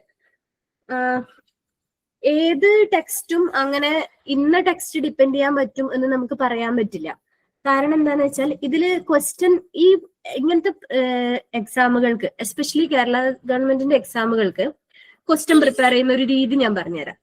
അതായത് നമ്മളിപ്പോ ഇങ്ങനത്തെ ഏത് തരം എക്സാം ആണെങ്കിലും, DME ആയിക്കോട്ടെ, DHS ആയിക്കോട്ടെ, അതല്ല അസിസ്റ്റന്റ് പ്രൊഫസറിന്റെ ആണെങ്കിലും, ഏത് തരം എക്സാമുകളാണെങ്കിലും അതിന്റെ ക്വസ്റ്റ്യൻ പേപ്പർ പ്രിപ്പയർ ചെയ്യാനായിട്ട് പോവുക ഗവൺമെന്റ് കോളേജസിലെ ടീച്ചേഴ്സിന് തന്നെയാണ്, അവർ തന്നെയാണ് പ്രിപ്പയർ ചെയ്യുന്നത്. പക്ഷെ അതൊരിക്കലും ഒരാൾ പ്രിപ്പയർ ചെയ്ത ക്വസ്റ്റ്യൻസ് മുഴുവനായിട്ട് എടുത്തിടല്ല. ഈച്ച് ആൻഡ് എവറി സ്പെഷ്യാലിറ്റി, ഇപ്പോൾ ഒരു മെഡിക്കൽ സർജിക്കൽ നഴ്സിംഗ് സ്പെഷ്യാലിറ്റി ആയിട്ടുള്ള ഒരു ടീച്ചറിന്റെ അടുത്ത് ചിലപ്പോൾ പറയുന്നത് 20 ക്വസ്റ്റ്യൻ ഉണ്ടാക്കാനായിരിക്കാം. കമ്മ്യൂണിറ്റി ഹെൽത്ത് നഴ്സിംഗിന്റെ അടുത്തും പറയുന്നത് ഒരു 20 ആയിരിക്കാം. അങ്ങനെ ഈച്ച് ആൻഡ് എവറി സ്പെഷ്യാലിറ്റിനോട് ഒരു 10 to 20 ക്വസ്റ്റ്യൻസ് ഉണ്ടാക്കി തരാൻ പറയും. ആ ക്വസ്റ്റ്യൻസ് ഇത് ഓൾ ഓവർ കേരള എല്ലാ ഗവൺമെന്റ് ടീച്ചേഴ്സിനും കിട്ടുന്ന ഇൻസ്ട്രക്ഷൻസ് ആയിരിക്കും. ഓക്കെ, അപ്പം അതിനുള്ള ക്വസ്റ്റ്യൻസ് ഉണ്ടാക്കുന്ന സമയത്ത് ഇവരെല്ലാവരും അവരോട് എത്ര നമ്പർ ആണോ പ്രിസ്ക്രൈബ് ചെയ്തിരിക്കുന്നത് അത്രയും ക്വസ്റ്റ്യൻസ് ഉണ്ടാക്കി അയക്കും. ഈ അയച്ച എല്ലാ ക്വസ്റ്റ്യൻസും ഒരു സെന്ററിൽ വെച്ചിട്ട് സോർട്ട് ചെയ്തതിന് ശേഷം അതിൽ നിന്ന് 1 or 2 ക്വസ്റ്റിനെ സെലക്ട് ചെയ്യുള്ളൂ. എന്നിട്ട് അത് മൊത്തം എടുത്തിട്ടാണ് ഒരു ഫുൾ ക്വസ്റ്റ്യൻ പേപ്പർ ആവുന്നത്. ചിലപ്പോൾ നമ്മൾ ഇപ്പൊ ഞാനൊരു 20 ക്വസ്റ്റ്യൻ പ്രിപ്പയർ ചെയ്ത് അയച്ചു, പക്ഷെ ഞാൻ അയച്ച 20 ക്വസ്റ്റ്യനിൽ ഒന്നുപോലും ചിലപ്പോൾ സെലക്ട് ചെയ്യപ്പെടില്ല. അതേസമയം വേറൊരാളുടെ 1 or 2 ക്വസ്റ്റ്യൻ സെലക്ട് ചെയ്യപ്പെടാം. നമ്മൾക്ക് എത്ര ക്വസ്റ്റ്യൻ ആണോ നമ്മൾ അയച്ചതിൽ നിന്ന് സെലക്ട് ആവുന്നത് അതിനുള്ള എമൗണ്ട് ആണ് ആ ടീച്ചേഴ്സിന് കിട്ടുക. ഓക്കെ, പിന്നെ ക്വസ്റ്റ്യൻ പ്രിപ്പയർ ചെയ്യാൻ വേണ്ടിയിട്ട് ഇത്ര ക്വസ്റ്റ്യൻ വേണം എന്നൊരു ടീച്ചറിനോട് പറയുമ്പോൾ തന്നെ അതിന്റെ കൂടെ കിട്ടുന്ന ഒരു ഗൈഡ് ലൈൻസ് ഉണ്ട്, ക്വസ്റ്റ്യൻസ് എങ്ങനെ പ്രിപ്പയർ ചെയ്യണം എന്ന്. ആ ഗൈഡ് ലൈൻസിനുള്ള പ്രധാനപ്പെട്ട ഒരു കാര്യമാണ് പ്രീവിയസ് ഇയർ ക്വസ്റ്റ്യൻ പേപ്പറിൽ നിന്ന് എടുക്കരുത്. രണ്ടാമത്തത്, ഒരു ടെക്സ്റ്റ് ബുക്കിൽ നിന്നുള്ള ക്വസ്റ്റ്യൻ പേപ്പർ എടുക്കരുത്. അതായത് ടെക്സ്റ്റ് ബുക്കിൽ കൊടുത്തിരിക്കുന്ന ക്വസ്റ്റ്യൻസ് ഉണ്ടാവില്ലേ, അങ്ങനത്തെ ക്വസ്റ്റ്യൻസ് ഒരു കാരണവശാലും സെലക്ട് ചെയ്യാൻ പാടില്ല. ടെക്സ്റ്റിലുള്ള ക്വസ്റ്റ്യൻസ് അതേപടി എടുത്തിടാൻ പാടില്ല. മൂന്നാമത്തെ കാര്യം എന്ന് പറയുന്നത് ഇപ്പൊ ഒരു ടെക്സ്റ്റ് ബുക്ക്, ക്വസ്റ്റ്യന്റെ അല്ല ടെക്സ്റ്റ് ബുക്ക്, ഇപ്പൊ ഒരു പാർക്കാണ് ടെക്സ്റ്റ് എന്ന് വിചാരിക്കാം, കെ പാർക്കാണ് ടെക്സ്റ്റ് എങ്കിൽ അതിനകത്തുള്ള എക്സാക്ട് സെന്റൻസിനെ ക്വസ്റ്റ്യൻ ഫ്രെയിം ആക്കിയിട്ട് അങ്ങനെ ചോദിക്കാൻ പാടില്ല. അങ്ങനെ കുറെ അധികം ഗൈഡ് ലൈൻസ് ഉണ്ട് ക്വസ്റ്റ്യൻ പ്രിപ്പയർ ചെയ്യുന്നതിന്. അത് നമുക്ക് ഇപ്പൊ ഒരാളോട് 20 ക്വസ്റ്റ്യൻ റെഡിയാക്കി അയക്കൂ, മെഡ്സർജിന്ന് 28 ക്വസ്റ്റ്യൻസ് റെഡിയാക്കി അയക്കൂ എന്ന് പറഞ്ഞൊരു ഇൻസ്ട്രക്ഷൻ കിട്ടുമ്പോൾ അതിന്റെ കൂടെ ഈ ഗൈഡ് ലൈൻസും എല്ലാവർക്കും പോകുന്നുണ്ട്. പക്ഷെ ഈ പറഞ്ഞ കാര്യങ്ങള് എല്ലാവരും ഫോളോ ചെയ്യുന്നുണ്ടോ എന്നുള്ളത് നമുക്കറിയില്ല. കാരണം എന്താന്ന് വെച്ചാൽ കഴിഞ്ഞ പ്രാവശ്യത്തെ ക്വസ്റ്റ്യൻ പേപ്പറിന്, അതായത് ഇപ്പൊ റീസെന്റ് ആയിട്ട് നടന്ന എക്സാമിന് ഉണ്ടായിട്ടുള്ള വിവാദങ്ങൾ നിങ്ങൾ എല്ലാവരും കണ്ടതായിരിക്കും. ചില ടെക്സ്റ്റിൽ നിന്നുള്ള കൂടുതൽ ക്വസ്റ്റ്യൻസ് വന്നു, ഒരു പെർട്ടിക്കുലർ അക്കാഡമിയിൽ നിന്നുള്ള കൂടുതൽ ക്വസ്റ്റ്യൻസ് വന്നു, അങ്ങനെയൊക്കെ പറഞ്ഞിട്ട് ഉള്ള സാധനങ്ങൾ ഉണ്ടായിരുന്നു. ഓക്കെ, അപ്പോ ക്വസ്റ്റ്യൻസിന് എന്തായാലും ക്വസ്റ്റ്യൻ പ്രിപ്പയർ ചെയ്യുമ്പോൾ, കഴിഞ്ഞ തവണ അങ്ങനെ ഒരു വിവാദം ഉണ്ടായതുകൊണ്ട് തന്നെ ഇപ്രാവശ്യം കുറച്ചും കൂടെ കോൺഷ്യസ് ആയിരിക്കാൻ സാധ്യതയുണ്ട്. അതുപോലുള്ള ടെക്സ്റ്റ് ബുക്കുകളിൽ നിന്നുള്ള ക്വസ്റ്റ്യൻസ് അത് സ്ക്രൂട്ടിനി ചെയ്യുമ്പോൾ പറ്റുന്ന തെറ്റാണ്. അങ്ങനത്തെ ക്വസ്റ്റ്യൻസ് ഏതെങ്കിലും പർട്ടിക്കുലർ ടെക്സ്റ്റ് ബുക്കിൽ നിന്നുള്ളതാണ്, അപ്പൊ അതുകൊണ്ട് അത് ഒഴിവാക്കണം എന്നുള്ള കാര്യങ്ങൾ കറക്റ്റ് ആയിട്ട് ഫോളോ ചെയ്യാത്തത് കൊണ്ടായിരിക്കാം അങ്ങനെ ഒരു മിസ്റ്റേക്ക് സംഭവിച്ചിട്ടുണ്ടാവുക. അപ്പോൾ ഒരു പ്രാവശ്യം മിസ്റ്റേക്ക് സംഭവിക്കുകയും ഇത്രയും വിവാദമാവുകയും മീഡിയാസിലൊക്കെ വരികയും ചെയ്ത സ്ഥിതിക്ക് അടുത്ത തവണ കുറച്ചും കൂടി അവർ കോൺഷ്യസ് ആയിരിക്കും. മാത്രമല്ല, ഈ എക്സാമിന്റെ 2023 നടന്ന എക്സാമിന്റെ പേപ്പറുമായിട്ട് ബന്ധപ്പെട്ടിട്ട്, ക്വസ്റ്റിനുമായിട്ട് ബന്ധപ്പെട്ട് ഈ പ്രശ്നങ്ങളൊക്കെ ഉണ്ടായ സമയത്ത് അന്നേരം വന്നൊരു വാർത്തയായിരുന്നു, ഇതുപോലെ ടെക്സ്റ്റ് ബുക്കിൽ നിന്ന് കോപ്പി ചെയ്തിട്ടുള്ള ക്വസ്റ്റ്യൻസ് അയക്കുന്ന ടീച്ചേഴ്സിനെതിരെ നടപടി ഉണ്ടാവും എന്ന് പറഞ്ഞിട്ട് ഒരു ഇത് വന്നിട്ടുണ്ടായിരുന്നു. സോ അതൊക്കെ ഇനിയുള്ള ടീച്ചേഴ്സ് ക്വസ്റ്റ്യൻ അയക്കുമ്പോൾ ഈ പറഞ്ഞ കാര്യങ്ങളൊക്കെ ശ്രദ്ധിക്കും. ഓക്കെ, അപ്പോ അത് എല്ലാവരും ഓർക്കുക. അപ്പൊ അതുകൊണ്ട് തന്നെ നമ്മളൊരു പ്രീവിയസ് ടെക്സ്റ്റ് ബുക്കിൽ നിന്നുള്ള ക്വസ്റ്റ്യൻസ് അതേപടി വരാനുള്ള ചാൻസ് ഇല്ല. അതുപോലെ തന്നെ ഏതെങ്കിലും ഒരു പർട്ടിക്കുലർ ടെക്സ്റ്റ് മാത്രം നിങ്ങൾ നോക്കിയത് കൊണ്ടും കാര്യം ഉണ്ടാവില്ല. നിങ്ങൾക്ക് ഒരുപാടധികം ടെക്സ്റ്റുകൾ നോക്കേണ്ടി വരും. പിന്നെ പ്രീവിയസ് ഇയർ ക്വസ്റ്റ്യൻ പേപ്പർ നിങ്ങളെ ഹെൽപ്പ് ചെയ്യും. എങ്ങനെയാണെന്ന് വെച്ചാൽ, പ്രീവിയസ് ക്വസ്റ്റ്യൻ പേപ്പർ നോക്കി കഴിയുമ്പോൾ നിങ്ങൾക്ക് ഒരു ക്വസ്റ്റ്യന്റെ പാറ്റേൺ അങ്ങനെ കുറെ മനസ്സിലാക്കാൻ പറ്റും. പിന്നെ അതേപോലെ തന്നെ നമുക്ക് ഇതൊരു കമ്പ്യൂട്ടർ ബേസ്ഡ് ടെസ്റ്റ് ആണെന്ന് അറിയാലോ. അപ്പൊ കമ്പ്യൂട്ടർ ബേസ്ഡ് ടെസ്റ്റ് ആവുന്ന സമയത്ത് നമുക്ക് നമ്മളുടെ ഒരു മൈൻഡ് സെറ്റ്, ആ സമയത്ത് ക്വസ്റ്റ്യൻ ആൻസർ ചെയ്യുന്ന സമയത്തുള്ള മൈൻഡ് സെറ്റ് വളരെ ഇമ്പോർട്ടന്റ് ആണ്. ഇപ്പൊ ഈ ലാസ്റ്റ് 2023 നടന്ന എക്സാമിന് ഒരുപാട് പേർക്ക് സംഭവിച്ചത് പലരും പറഞ്ഞു കേട്ടിട്ടുള്ളത് എന്താന്ന് വെച്ചാൽ, ആദ്യം തൊട്ട് ഇങ്ങനെ ആൻസർ ചെയ്ത് വരുമ്പോൾ ഒറ്റ ക്വസ്റ്റ്യൻ പോലും അറിയുന്നതില്ല, അന്ന് ഇതറിയില്ല ഇങ്ങനെ പോയിക്കൊണ്ടിരിക്കുകയാണ്. 2025 കഴിഞ്ഞിട്ടും നമുക്ക് വളരെ കോൺഫിഡന്റ് ആയിട്ടുള്ള ഒരു ക്വസ്റ്റ്യൻ പോലും കണ്ടുപിടിക്കാൻ പറ്റുന്നില്ല. അത്രയും ആയി കഴിയുമ്പം എത്ര സ്ട്രോങ് ആയിട്ടുള്ള ഒരാളും ഒന്ന് പാനിക് ആവും. പിന്നെ ആ പാനിക് സിറ്റുവേഷനിൽ പിന്നെ അങ്ങോട്ട് നമുക്ക് കണ്ടിന്യൂ ചെയ്യാൻ പറ്റില്ല. പിന്നെയുള്ളത് നമ്മൾ പഠിച്ചത് മറന്നുപോകും. അങ്ങനെ ഒരു പ്രശ്നവും വരാം. അപ്പോൾ നമ്മൾ ഒന്നും കുത്തിയിട്ടില്ല എന്ന് കാണുന്ന സമയത്ത് അയ്യോ എന്നാ പിന്നെ ഇനി കുറച്ചെങ്കിലും അറിയില്ലെങ്കിലും നമ്മളൊന്ന് നോക്കിയേക്കാം എന്നുള്ള രീതിയിൽ നമുക്ക് അറിയാത്ത ക്വസ്റ്റ്യൻ കൂടെ കുത്തി തുടങ്ങും. അപ്പൊ നെഗറ്റീവ് അടിക്കും, അങ്ങനെ നമ്മൾ വീണ്ടും താഴെ പോകും. അങ്ങനെയുള്ള ഒരു ചാൻസ് ഉണ്ട്. അങ്ങനത്തെ ചാൻസ് ഒഴിവാക്കാൻ എപ്പോഴും പ്രീവിയസ് ക്വസ്റ്റ്യൻസ് ചെയ്ത് പഠിക്കുന്നത് വളരെ നല്ലതാണ്. അപ്പൊ പ്രീവിയസ് ക്വസ്റ്റ്യൻസ് അടങ്ങിയിട്ടുള്ള ബുക്കുകള്, പ്രീവിയസ് ഇയർ ക്വസ്റ്റ്യൻസിന്റെ ബുക്കുകള് ഉണ്ടെങ്കിൽ അത് നോക്കിയിട്ട് അതിലത്തെ ക്വസ്റ്റ്യൻസ് ചെയ്ത് പഠിക്കുന്നത് വളരെ നല്ലതാണ്. പിന്നെ നമ്മളിപ്പോ ഒരു എൻക്ലക്സാരൻ ക്വസ്റ്റ്യൻസിന്റെ പാറ്റേണിലാണോ ചോദിക്കുക, അങ്ങനെ നമുക്ക് പറയാൻ പറ്റില്ല. ആ പാറ്റേൺ ആയിരിക്കുന്നു. പാറ്റേണിന്റെ കാര്യം നേരത്തെ പറഞ്ഞല്ലോ. പിന്നെ ഇതിനു മുന്നേ 2017 ക്വസ്റ്റ്യൻ പേപ്പർ നിങ്ങൾ ആരെങ്കിലും കണ്ടിട്ടുണ്ടോ? അത് വായിച്ചു കഴിഞ്ഞാൽ നമുക്ക് ഇത്രയും സിമ്പിളോ അങ്ങനെ തോന്നും. പക്ഷെ ആ സിമ്പിൾ ആയതിന്റെ വേറൊരു പ്രശ്നം എന്ന് പറയുന്നത്, സിമ്പിൾ ആവുന്ന സമയത്ത് അതിന്റെ മാർക്കിന്റെ അപ്പർ ലെവൽ ഭയങ്കര ഹൈ ആയിരിക്കും. അപ്പൊ നിങ്ങൾക്ക് ഒരു ചെറിയ മിസ്റ്റേക്ക് പോലും നിങ്ങളെ റാങ്ക് ലിസ്റ്റിൽ നിന്ന് പുറത്താക്കും. അങ്ങനെ ഒരു പ്രശ്നമുണ്ട്. പിന്നെ സിമ്പിൾ ആണെന്ന് നമുക്ക് കണ്ടാൽ തോന്നുമെങ്കിലും അതിന്റെ ഡിസ്ട്രാക്ടേഴ്സിനെ അനുസരിച്ചിരിക്കും നമ്മൾ അതിൽ തെറ്റിപ്പോകുന്നത്. അപ്പൊ അങ്ങനത്തെ പ്രശ്നങ്ങളും ഉണ്ട്. പ്രീവിയസ് ഇയർ ക്വസ്റ്റ്യൻസ് നോക്കുന്നത് വളരെ നല്ലതാണ്.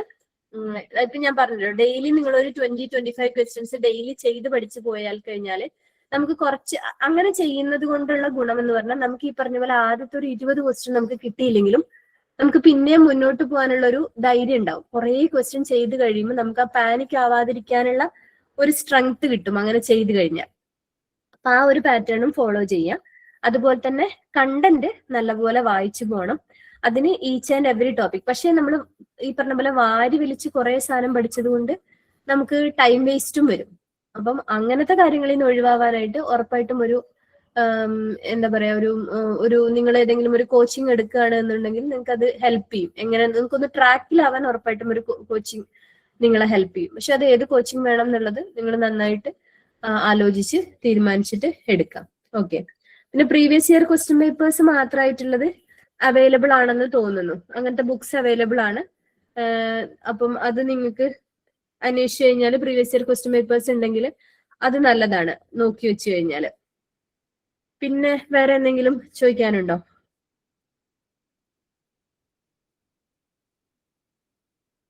ഫസ്റ്റ് പാർട്ട് മിസ്സായി പോയി, എക്സാം എപ്പോൾ എക്സ്പെക്ട് ചെയ്യാമെന്ന് ചോദിച്ചിട്ടുണ്ട്. അത് ഓൾറെഡി ഞാൻ പറഞ്ഞതാണ്. ഏകദേശം എന്തായാലും ഈ വർഷം തന്നെ എക്സാം എക്സ്പെക്ട് ചെയ്യാം. കാരണം അടുത്ത വർഷം 2027 ഫെബ്രുവരി, കറക്റ്റ് ഡേറ്റ് എനിക്ക് ഓർമ്മയില്ല ഏത് ഡേറ്റിലാണ് ഇതിന്റെ 2023 എക്സാമിന്റെ റിസൾട്ട് വന്നതെന്ന്, റാങ്ക് ലിസ്റ്റ് പബ്ലിഷ് ചെയ്തതെന്ന്.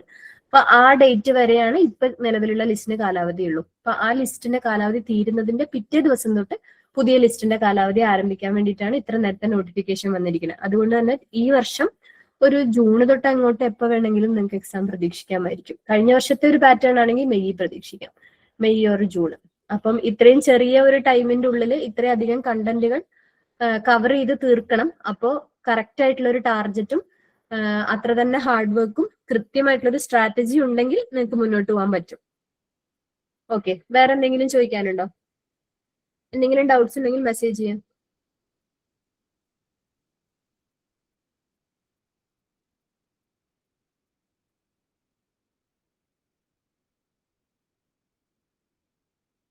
വേറെ എന്തെങ്കിലും ഉണ്ടോ? സബ്ജക്ട് പെർസെന്റേജ്, അതായത് ഓരോ സ്പെഷ്യാലിറ്റിനും എത്ര പെർസെന്റേജ് ഓഫ് ക്വസ്റ്റ്യൻ ഉണ്ടാവും എന്നാണോ ഉദ്ദേശിക്കുന്നത്?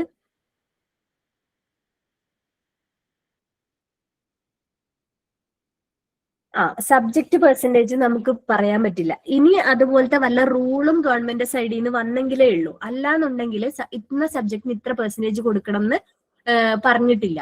പക്ഷേ ഇതിലിപ്പോ നിങ്ങൾക്ക് കഴിഞ്ഞ 23 ക്വസ്റ്റ്യൻ പേപ്പർ നോക്കിയാൽ നിങ്ങൾക്ക് മനസ്സിലാവും അതിൽ കൂടുതൽ ക്വസ്റ്റ്യൻസ് ചോദിച്ചിരിക്കുന്നത് സൈക്കാട്രി എന്നാണ്. അപ്പം എനിക്ക് മനസ്സിലായത് എന്താന്ന് വെച്ചാൽ, ഞാൻ വിചാരിക്കുന്നത് ഇപ്പൊ ഓൾ ഓവർ കേരള നിങ്ങൾ ടോട്ടൽ ഗവൺമെന്റിലുള്ള അസിസ്റ്റന്റ് ആൻഡ് അസോസിയേറ്റ് പ്രൊഫസേഴ്സിന്റെ ലിസ്റ്റ് നോക്കിക്കഴിഞ്ഞാൽ നിങ്ങൾക്ക് മനസ്സിലാവും സൈക്കാട്രിക്കാരുടെ എണ്ണം കുറവാണ്. ഓക്കെ. എല്ലാ കോളേജിലും സൈക്കാട്രി പഠിപ്പിക്കാൻ ആൾക്കാർ വളരെ വളരെ കുറവാണ്. വളരെ ചുരുക്കം കോളേജിൽ മാത്രമേ സൈക്കാട്രി പഠിപ്പിക്കാനുള്ള അധ്യാപകരുള്ളൂ. ഇപ്പൊ പല സ്ഥലങ്ങളിലും സൈക്കാട്രിക്കൊക്കെ കുറച്ചു പേരെയാണ്, അതായത് സൈക്കാട്രി അല്ലാത്ത സബ്ജക്റ്റ് ഉള്ളവരാണ് പഠിപ്പിച്ചുകൊണ്ടിരിക്കുന്നത്. അപ്പോ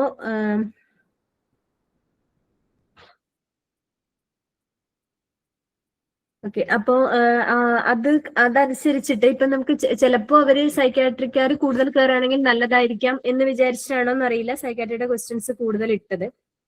പിന്നെ അതുപോലെ മെഡ്സർജും ഉണ്ടായിരുന്നു കൂടുതൽ. അഡ്മിനിസ്ട്രേഷൻ ക്വസ്റ്റ്യൻസ് കൂടുതൽ ഉണ്ടായിരുന്നു. പിന്നെ എപ്പോഴും ശ്രദ്ധിക്കേണ്ടത് റിസർച്ച് ക്വസ്റ്റ്യൻസ് അത്യാവശ്യം നല്ലപോലെ ഉണ്ടാവും. റിസർച്ച് ക്വസ്റ്റ്യൻസും എഡ്യൂക്കേഷൻ, റിസർച്ച്, അഡ്മിനിസ്ട്രേഷൻ ഇതിന് നല്ല വെയിറ്റേജ് കൊടുക്കും. അപ്പൊ അതൊരു സർവീസ് സൈഡിലുള്ള ആളുകളുടെ കയ്യിൽ നിന്ന് എപ്പോഴും വിട്ടുപോകാൻ സാധ്യതയുള്ള കാര്യങ്ങളാണ് ഈ അഡ്മിനിസ്ട്രേഷൻ, എഡ്യൂക്കേഷൻ, റിസർച്ച്, കമ്മ്യൂണിറ്റി, ഇത്രയും സബ്ജക്ട്സ്. ഓക്കെ. ബാക്കി പിന്നെയും med surg, mental health, OBG, child health ഒക്കെ നിങ്ങൾ കൺസേൺഡ് ഏരിയയിലാണ് വർക്ക് ചെയ്യുന്നതെങ്കിൽ നിങ്ങൾക്ക് കുറച്ചും കൂടി ടച്ച് ഉണ്ടാവാൻ സാധ്യതയുണ്ട്. അതേപോലെ നിങ്ങളുടെ കയ്യിൽ നിന്ന് പോകുന്ന സാധനമാണ് സോഷ്യോളജി, സൈക്കോളജി ഒക്കെ. സോഷ്യോളജി, സൈക്കോളജി, ബയോകെമിസ്ട്രി, ന്യൂട്രീഷൻ ഇതൊക്കെ നമ്മൾ ഫസ്റ്റ് ഇയറിൽ പഠിച്ചിട്ട് അവിടെ വിട്ട കാര്യങ്ങളാണ്. അപ്പൊ ഇതൊന്നും അത്രയധികം നമ്മൾ ഓർത്തു വയ്ക്കാൻ സാധ്യതയില്ല. അപ്പൊ ഇങ്ങനത്തെ കാര്യങ്ങൾക്കും വെയിറ്റേജ് ഉണ്ടാവും. ഇപ്പൊ ഇതിൽ പക്ഷേങ്കിൽ വെയിറ്റേജ് ഈ പറഞ്ഞ പോലെ ഓരോ എക്സാമിനും ഇന്ന സബ്ജക്റ്റിനായിരിക്കും വെയിറ്റേജ് കൊടുക്കുക എന്ന് അങ്ങനെ ഒരു റൂള് ഇല്ല. അപ്പൊ അതുകൊണ്ട് തന്നെ അങ്ങനെ പറയാൻ പറ്റില്ല. അത് ഈ പറഞ്ഞ പോലെ ഏത് സബ്ജക്റ്റിനാണോ ടീച്ചേഴ്സ് കൂടുതൽ വേണ്ട അങ്ങനെയും വരാം. അല്ലെങ്കിൽ ബേസ്ഡ് ഓൺ നമുക്ക് കിട്ടുന്ന ക്വസ്റ്റ്യൻസിൽ നിന്ന് നല്ല നല്ല ക്വസ്റ്റ്യൻസ് നോക്കി അവർ സെലക്ട് ചെയ്യുന്നതായിരിക്കും. ശരിക്കും പറയുകയാണെങ്കിൽ ഈക്വലി വെയിറ്റേജ് കൊടുക്കണം എല്ലാത്തിനും. പക്ഷെ അങ്ങനെയല്ല ചോദിക്കാറുള്ളത്. പിന്നെ ഇതൊരു ടീച്ചിങ് എക്സാം ആയതുകൊണ്ട് തന്നെ കൂടുതലും ചോദിക്കുന്ന ക്വസ്റ്റ്യൻസ് എപ്പോഴും ഈ പറഞ്ഞ പോലെ അഡ്മിനിസ്ട്രേഷൻ, എഡ്യൂക്കേഷൻ, റിസർച്ച്, പിന്നെ സോഷ്യോളജി, സൈക്കോളജി, അതിൽ തന്നെ എഡ്യൂക്കേഷണൽ സൈക്കോളജി, പിന്നെ മൈക്രോബയോളജി, അങ്ങനത്തെ കാര്യങ്ങളൊക്കെ കുറച്ച് കൂടുതൽ നോക്കുന്നത് നല്ലതായിരിക്കും. അപ്പൊ അങ്ങനത്തെ കാര്യങ്ങളൊക്കെ നമുക്ക് ടച്ച് വിട്ടുപോയിട്ടുണ്ടാവാം, പക്ഷെ അത് വീണ്ടും പഠിച്ചെടുക്കുക തന്നെ വേണം. അപ്പൊ അതിന് ഒരു കറക്റ്റ് ആയിട്ടുള്ള ടെക്സ്റ്റ് ബുക്കുകൾ നോക്കിയിട്ടോ അല്ലാന്നുണ്ടെങ്കിൽ ഏതെങ്കിലും ഒരു കോച്ചിങ് അക്കാഡമി വഴിയോ എങ്ങനെയാണെന്ന് വിചാരിച്ചാൽ അതിന്റെ കറക്റ്റ് ആയിട്ടുള്ള നോട്ട്സ് നോക്കിയിട്ട് നോട്ട്സ് ഉണ്ടാക്കി തന്നെ പഠിക്കണം. അത് വായിച്ച് നോട്ട്സ് ഉണ്ടാക്കി തന്നെ പഠിക്കണം. വേറെ എന്തെങ്കിലും ഉണ്ടോ?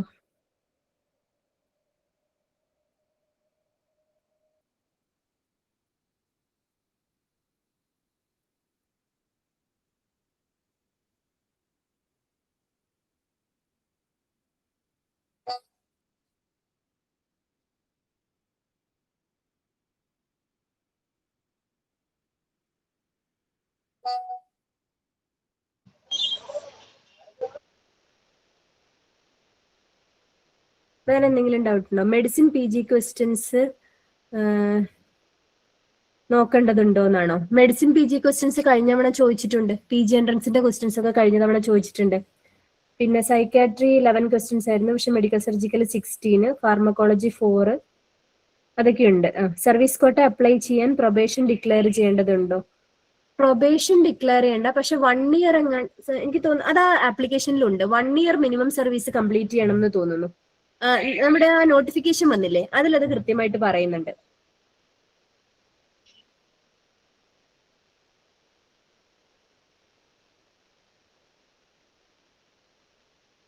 വേറെ എന്തെങ്കിലും ഉണ്ടോ? നിങ്ങൾക്ക് സ്വന്തമായിട്ട് പഠിച്ചാൽ ക്ലിയർ ചെയ്യാൻ പറ്റില്ലേ എന്ന് ചോദിച്ചാൽ, സ്വന്തമായി പഠിച്ചാൽ ക്ലിയർ ചെയ്യാനൊക്കെ പറ്റും. പക്ഷെ അത് ഈ പറഞ്ഞതുപോലെ കൃത്യമായിട്ടുള്ള സോഴ്സസ് വേണം. അത്രയും ബുക്സ് നോക്കി സ്വന്തമായി നോട്ട് ഉണ്ടാക്കി പഠിക്കണം.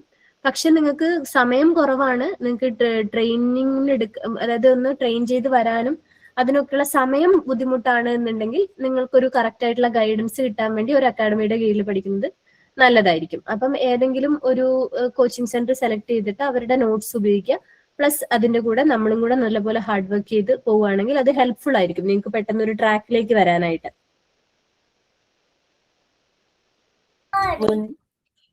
സർവീസ് കോട്ടയുടെ കാര്യത്തിൽ ഒരു ചെറിയ ക്ലാരിഫിക്കേഷൻ പറയട്ടെ. അതില് PSC നോട്ടിഫിക്കേഷനിൽ ഒരു 1 ഇയർ ആണ് പറഞ്ഞിട്ടുണ്ടായിരുന്നത് കഴിഞ്ഞ തവണത്തെ എക്സാമിലും. പക്ഷെ 1 ഇയർ പറഞ്ഞാലും തോന്നിയത് അവര് പ്രൊബേഷൻ ഡിക്ലെയർഡ് ആയിട്ടുള്ളവരെ മാത്രമേ കഴിഞ്ഞ തവണ സെലക്ട് ചെയ്തിട്ടുള്ളൂ എന്നുള്ളതാണ്. അത് കേസിനൊക്കെ പോയിട്ട് പിന്നെ ആ കേസിന് പോയ ആളുകള് ആ കേസ് കോടതി ഇതാക്കാണ് ചെയ്തതെന്ന് തോന്നുന്നു. അപ്പൊ പ്രൊബേഷൻ ഡിക്ലെയർഡ് ആയവരെയാണ് എടുക്കുക. അത് KSR റൂൾ പ്രകാരം ബൈ ട്രാൻസ്ഫറിന് പ്രൊബേഷൻ ഡിക്ലെയർഡ് ആകണം എന്ന് പറയുന്നുണ്ട്. പക്ഷെ ഇത്തവണ നോട്ടിഫിക്കേഷനിൽ അവർ കഴിഞ്ഞ നോട്ടിഫിക്കേഷൻ അതേ മിസ്റ്റേക്സ് ആവർത്തിച്ചിട്ടുണ്ട്. 1 ഇയർ തന്നെയാണ് ഇത്തവണ കൊടുത്തതെന്നാണ് എന്റെ അറിവ്. ഓക്കെ, അപ്പൊ അത് ക്ലിയർ ആയില്ലേ?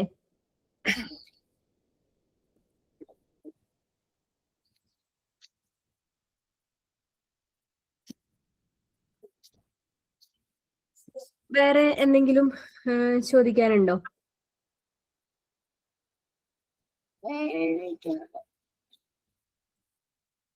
എക്സ്പെക്ടഡ് വേക്കൻസീസ് നിങ്ങൾക്ക് ഇപ്പം ഈ കഴിഞ്ഞ ലിസ്റ്റിൽ നോക്കിയാൽ നിങ്ങൾക്ക് അറിയാം ഏകദേശം 70-അടുത്ത് കഴിഞ്ഞു ഓൾറെഡി എടുത്തത്. ഓക്കെ, പിന്നെ എല്ലായിടത്തും എല്ലാ ഡിസ്ട്രിക്റ്റിലും തന്നെയും ഓരോ നഴ്സിംഗ് കോളേജ് വീതം ഓൾറെഡി സ്റ്റാർട്ട് ചെയ്തിട്ടുള്ള കാര്യം നിങ്ങൾക്ക് അറിയാലോ. അപ്പൊ അതുകൊണ്ട് തന്നെ അവിടുത്തെയൊക്കെ ഇപ്പൊ പുതിയതായിട്ട് സ്റ്റാർട്ട് ചെയ്തിരിക്കുന്ന എല്ലാ കോളേജുകളിലും ഇപ്പൊ കുട്ടികൾ 5th സെം ആണ് ആയിട്ടുള്ളത്, അവരുടെ ഫസ്റ്റ് ബാച്ച്. അപ്പൊ അവരിനിയും 6th ആവണം, 7th ആവണം, 8th സെം ആവണം, അത്രയും എത്താനുണ്ട് 3 വർഷം. അപ്പൊ ഓരോ വർഷം കഴിയുന്തോറും അല്ലെങ്കിൽ ഓരോ സെമ്മ് കഴിയുന്തോറും പുതിയ ബാച്ച് അഡ്മിഷൻ വരുമ്പോൾ അവർക്ക് പ്രൊപ്പോർഷനേറ്റ് ആയിട്ട് അത്രയും പോസ്റ്റുകൾ ക്രിയേറ്റ് ആയിട്ട് വരണം. എന്നാൽ മാത്രമേ INC-യുടെ റെക്കഗ്നിഷൻ കിട്ടുള്ളൂ. അപ്പോൾ ഇപ്പൊ നിങ്ങൾക്ക് നോക്കിയാൽ അറിയാം, ആദ്യം പാലക്കാട് അല്ലെങ്കിൽ കാസർഗോഡ്, അങ്ങനെ ഇടുക്കി, അങ്ങനെ സ്റ്റാർട്ട് ആയിട്ടുള്ള ഓരോ കോളേജിലേക്കും വന്നിട്ടുള്ള ആദ്യത്തെ വേക്കൻസി എന്ന് പറയുന്നത് 2 വേക്കൻസി വെച്ചായിരുന്നു. അപ്പൊ രണ്ട് വേക്കൻസി അത് പുതിയതായിട്ട് ക്രിയേറ്റ് ചെയ്യപ്പെട്ട വേക്കൻസിയാണ് പുതിയ കോളേജിലേക്ക്. അപ്പൊ അവിടേക്കൊക്കെ 2 വെച്ച് ക്രിയേറ്റ് ആയി. പിന്നെ അത് കഴിഞ്ഞ് അതിന്റെ തൊട്ടടുത്ത ബാച്ച് വന്നപ്പോൾ അവർക്ക് വീണ്ടും എക്സ്ട്രാ ടീച്ചേഴ്സിന് വേണം. അപ്പൊ മാത്രമേ റൺ ചെയ്യാൻ പറ്റൂ. കാരണം രണ്ടാമത്തെ ബാച്ച് വരുമ്പോഴത്തേക്കും ആദ്യത്തെ ബാച്ച് 3rd സെം ആവും, ഇപ്പൊ പുതിയതായിട്ട് വന്ന ബാച്ച് 1st സെം ആവും. അപ്പൊ ഒരു സെമ്മിനെ ലീഡ് ചെയ്യാൻ എന്തായാലും മിനിമം 2 ടീച്ചേഴ്സ് ഉണ്ടായേ പറ്റുള്ളൂ. അപ്പോൾ വീണ്ടും ഒരു ബാച്ച് കൂടെ വന്നപ്പോൾ വീണ്ടും പോസ്റ്റ് ക്രിയേറ്റ് ആയി. അതുപോലെ ഈ കുട്ടികൾ ഇപ്പൊ 5th നിൽക്കുന്നത്. അവർ 7th എത്തുമ്പോൾ വീണ്ടും ഒരു അഡീഷണൽ ബാച്ച് വരും. അപ്പൊ വീണ്ടും പോസ്റ്റ് ക്രിയേറ്റ് ആവും. 8th എത്തുമ്പോൾ വീണ്ടും പോസ്റ്റ് ക്രിയേറ്റ് ആവണം. അങ്ങനെ ഓരോ ബാച്ചിനെയും അത് ഒരു സാച്ചുറേഷൻ പോയിന്റ് എത്താൻ എനിക്ക് തോന്നുന്നു എന്തായാലും ഒരു 3 വർഷം എടുക്കുമായിരിക്കും. അപ്പം അതിന്റെ ഉള്ളിൽ ഇനിയും ഒരുപാട് വേക്കൻസികൾ ഉറപ്പായിട്ടും ക്രിയേറ്റ് ആവും.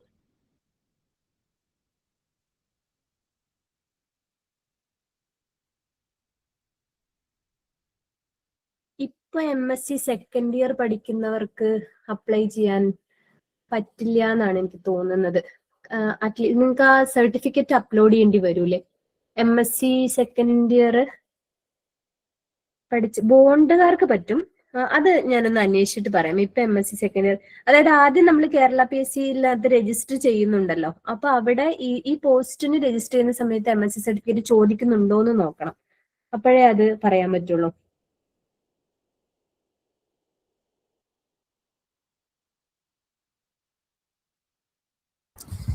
സെക്കൻഡ് ഇയർ MSc ഇപ്പം കറന്റ്ലി പഠിച്ചുകൊണ്ടിരിക്കുന്നവർക്ക് അപ്ലൈ ചെയ്യാൻ പറ്റില്ല എന്നുള്ളതാണ്.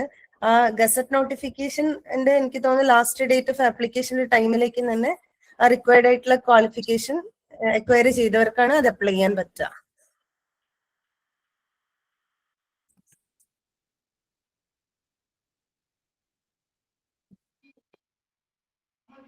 പിന്നെ നമുക്ക് വേക്കൻസിന്റെ കാര്യത്തില് നമുക്ക് ഇനിയും പുതിയ കോളേജുകൾ സ്റ്റാർട്ട് ചെയ്ത് കൂടായികയില്ല. പിന്നെ അതേപോലെ തന്നെ ഇനിയും ഉള്ള കോളേജുകളിൽ തന്നെ എന്തായാലും വേക്കൻസികൾ വരും. പിന്നെ നിങ്ങൾക്കറിയാം, ഇപ്പൊ ഇതുവരെ നടന്നിരുന്ന പോലെയല്ല ഇപ്പൊ DPC പെട്ടെന്ന് കൂടുന്നുണ്ട്. കാരണം എന്താണെന്ന് വെച്ചാൽ ഇത്രയും പുതിയ കോളേജുകൾ തുടങ്ങിയപ്പോൾ ഇപ്പോ തിരുവനന്തപുരത്ത് തന്നെ 2 കോളേജായി. ബാക്കി എല്ലാ ഡിസ്ട്രിക്റ്റിലും ഓരോ കോളേജ് വെച്ച് അങ്ങനെ 15ആണെന്ന് തോന്നുന്നു ടോട്ടൽ നമ്പർ. അപ്പോ അത്രയും കോളേജുകളിൽ ഉള്ള ടീച്ചേഴ്സിന്റെ വേക്കൻസിയാണ് ഇപ്പൊ ഫില്ല് ചെയ്തുകൊണ്ടേ ഇരിക്കുന്നത്. ഇതിപ്പോ ഒരു 27 ജനുവരി ഫെബ്രുവരിയോടുകൂടി ഈ ലിസ്റ്റിന്റെ കാലാവധി അവസാനിച്ച് ഉടനെ തന്നെ അടുത്ത ലിസ്റ്റ് പബ്ലിഷ് ചെയ്യാൻ അവർ ഉദ്ദേശിക്കുന്നതിന്റെ കാരണം തന്നെ അതായിരിക്കും. കാരണം പോസ്റ്റ് ക്രിയേഷൻ എന്തായാലും നടന്നേ പറ്റുള്ളൂ, അല്ലെങ്കിൽ INC-യുടെ റെക്കഗ്നിഷൻ പോകും. അപ്പം പോസ്റ്റ് ക്രിയേഷൻ ഇപ്പം നടന്നുകൊണ്ടേ ഇരിക്കുന്നുണ്ട്. ഇപ്പൊ പാലക്കാടൊക്കെ ഇപ്പോൾ ഒരു വേക്കൻസിയും കൂടി എക്സ്ട്രാ ക്രിയേറ്റ് ആയി, ഒരു അസോസിയേറ്റും ഒരു അസിസ്റ്റന്റും ആയി. ഇപ്പൊ അസോസിയേറ്റിന്റെ വേക്കൻസി ക്രിയേറ്റ് ആയാലും അസോസിയേറ്റിന്റെ പോസ്റ്റ് ക്രിയേഷൻ നടന്നാലും അവിടെയുള്ള അഡ്വാൻറ്റേജ് എന്താന്ന് വെച്ചാൽ, അപ്പൊ നിലവിലുള്ള അസിസ്റ്റന്റുകളാണല്ലോ അസോസിയേറ്റ് ആയിട്ട് പ്രൊമോട്ടഡ് ആവുന്നത്. അപ്പൊ അവിടെ ഒരു അസിസ്റ്റന്റിന്റെ വേക്കൻസി വന്നു, ആ വേക്കൻസി ഫില്ല് ചെയ്യാൻ നിങ്ങളുടെ റാങ്ക് ലിസ്റ്റിൽ നിന്നാണ്. അപ്പൊ പോസ്റ്റ് ക്രിയേറ്റ് ചെയ്യപ്പെടുന്നതും അതുപോലെ തന്നെ പ്രൊമോഷൻസ് നടക്കുന്നതും എപ്പോഴും ലിസ്റ്റിൽ നിന്ന് കൂടുതൽ ആളുകളെ എടുക്കാൻ ഹെൽപ്പ് ചെയ്യും. അപ്പൊ അങ്ങനെ വെച്ച് നോക്കിയാൽ അടുത്തൊരു ഇപ്പോഴത്തെ കുട്ടികൾ 5th സെം, അപ്പം അവര് 6th 7th 8th എന്തായാലും ഒരു 2-3 വർഷം വരെയും നല്ല തോതിൽ ലിസ്റ്റിൽ നിന്ന് എടുക്കുന്നത് നമുക്ക് പ്രതീക്ഷിക്കാം. പിന്നെ സത്യത്തിൽ ഈ ഒരു 2023 എക്സാം വളരെ നന്നായി പഠിച്ചെഴുതാത്തത് ഭയങ്കര നഷ്ടമായി പോയി എന്ന് ഒരുപാട് പേര് പറഞ്ഞു കേട്ടിട്ടുണ്ട്. കാരണം ഇത്രയധികം ഇതുവരെ PSC ചരിത്രത്തിൽ ഇത്രയും വേക്കൻസി, ഇത്രയും പോസ്റ്റുകൾ ഒരു റാങ്ക് ലിസ്റ്റിൽ നിന്ന് എടുത്തൊരു സാധനം ഉണ്ടായിട്ടില്ല ഇതിനു മുന്നേ. എനിക്ക് തോന്നുന്നു 70-നടുത്ത് എത്തിയെന്ന് തോന്നുന്നു ഇപ്പൊ എടുത്തത്.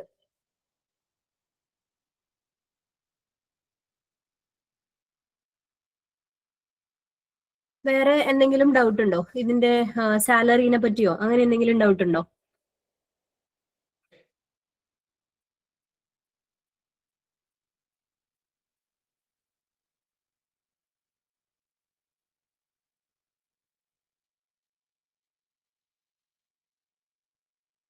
സാലറിനെ പറ്റി പറയുകയാണെങ്കിൽ നമുക്ക് ഈ സെൻട്രൽ ഗവൺമെന്റ് സൈഡിൽ നിന്ന് വരുന്നവർക്ക് ചിലപ്പോ ആദ്യം തുടക്കത്തിൽ ഒരു ബുദ്ധിമുട്ട് തോന്നിയിരിക്കും. പക്ഷെ അത് സെൻട്രൽ ഗവൺമെന്റ് സർവീസിൽ ഒരുപാട് വർഷത്തെ സർവീസ് ഉള്ളവർക്ക് മാത്രമാണ്.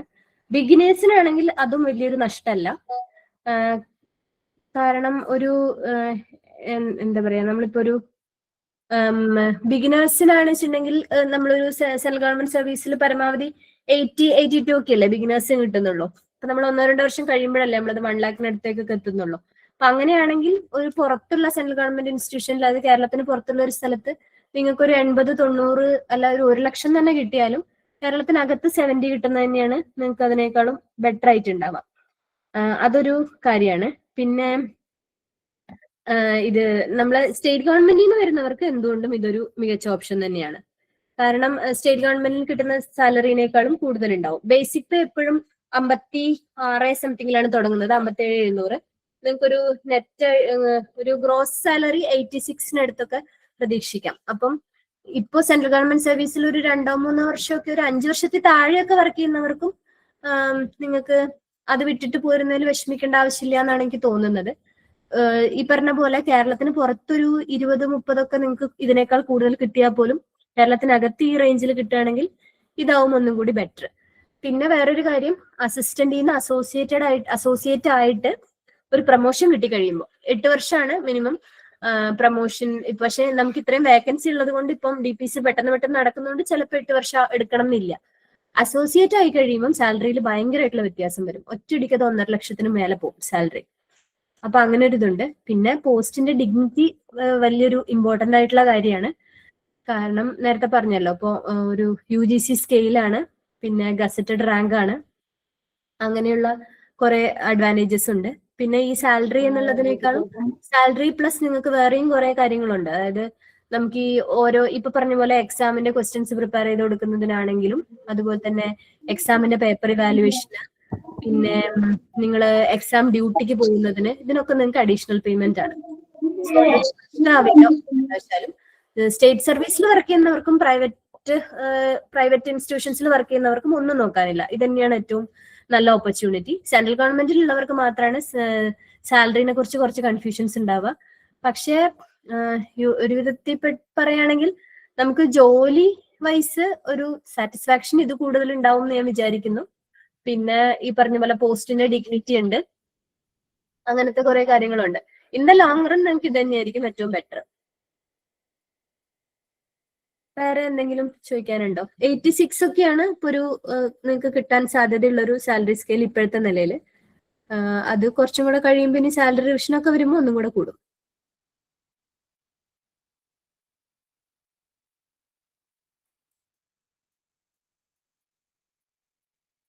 വേറെ എന്തെങ്കിലും ചോദിക്കാനുണ്ടോ?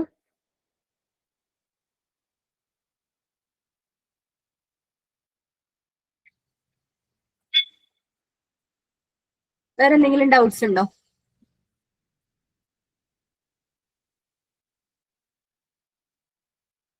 അപ്പൊ എന്നാ വൈൻഡപ്പ് ചെയ്യട്ടെ. നിങ്ങൾക്ക് ഇതിനകത്ത് ഇനി പറയാനുള്ള ഒരു കാര്യം എന്ന് പറയുന്നത്, നേരത്തെ ഞാൻ പറഞ്ഞ പോലെ നമ്മൾ എത്ര ഹാർഡ് വർക്ക് ചെയ്താലും നമ്മുടെ സ്ട്രാറ്റജി കറക്റ്റ് അല്ല എന്നുണ്ടെങ്കിൽ നമുക്ക് നമ്മൾ ഉദ്ദേശിച്ച കാര്യം ക്രാക്ക് ചെയ്യാൻ നമുക്ക് പറ്റില്ല. അതേപോലെ തന്നെ കൃത്യമായ സ്ട്രാറ്റജിയും നമ്മൾ യൂസ് ചെയ്യുന്ന ഹാർഡ് വർക്കിന്റെ ഒരു എമൗണ്ട്, അത്രയും നമ്മൾ എഫേർട്ട് ഇട്ട് ആ ഒരു എയിമിന് വേണ്ടി പഠിക്കുകയാണെങ്കിൽ ഉറപ്പായിട്ടും ഇമ്പോസിബിളേ അല്ലാത്തൊരു ടാസ്ക് ആണ്, ഉറപ്പായിട്ടും പോസിബിൾ ആയിട്ടുള്ള ഒരു ടാസ്ക് ആണ്. അപ്പോ ഈ പറഞ്ഞ പോലെ നിങ്ങൾക്ക് കറക്റ്റ് ആയിട്ട് കൃത്യമായിട്ടുള്ള ഒരു ഷെഡ്യൂൾ ഉണ്ടാക്കി നല്ലപോലെ കൃത്യമായി പഠിച്ചു പോവുകയാണെങ്കിൽ ഉള്ള ടൈം മാക്സിമം യൂട്ടിലൈസ് ചെയ്യണം. അതായത് നാളെ മുതൽ തുടങ്ങാം, മറ്റന്നാൾ മുതൽ തുടങ്ങാം എന്നൊരു സാധനം ഇല്ല. അറ്റ് ദ ഏർലിയസ്റ്റ് തുടങ്ങിയിട്ട് അത് കണ്ടിന്യൂ ചെയ്യുക. അത് പെർസിസ്റ്റ് ചെയ്ത് കൊണ്ടുപോകാന്നുള്ളതാണ് ഇതിൽ ഏറ്റവും വലിയ കാര്യം. അങ്ങനെ ചെയ്യാൻ നിങ്ങൾക്ക് ബെറ്റർ ഏതെങ്കിലും ഒരു ഇൻസ്റ്റിറ്റ്യൂഷന്റെ ഹെൽപ്പ് തന്നെയായിരിക്കും. കാരണം എന്താന്ന് വെച്ചാല് ഒരു ഏതെങ്കിലും ഒരു സ്ഥലത്ത് നിങ്ങൾ ട്രെയിനിങ് എടുക്കുകയാണ് എന്നുണ്ടെങ്കിൽ നിങ്ങൾക്ക് ഡെയിലി ക്ലാസ്സസ് ഉണ്ടാവുമല്ലോ. അപ്പോൾ ആ ക്ലാസ്സസിന്റെ കൂടെ നിങ്ങൾ എത്ര ടൈം ഇല്ലെങ്കിലും പഠിച്ചു പോകും. അങ്ങനെ നിങ്ങളെ ട്രാക്കിലാക്കാൻ ഏതെങ്കിലും ഒരു ട്രാക്കിലേക്ക് വന്നു കഴിഞ്ഞാൽ പിന്നെ പഠിക്കാൻ പറ്റൂലോ. അപ്പൊ അതിന് നിങ്ങൾ ഏതെങ്കിലും ഒരു ഇൻസ്റ്റിറ്റ്യൂഷൻ ഹെൽപ്പ് ചെയ്യും.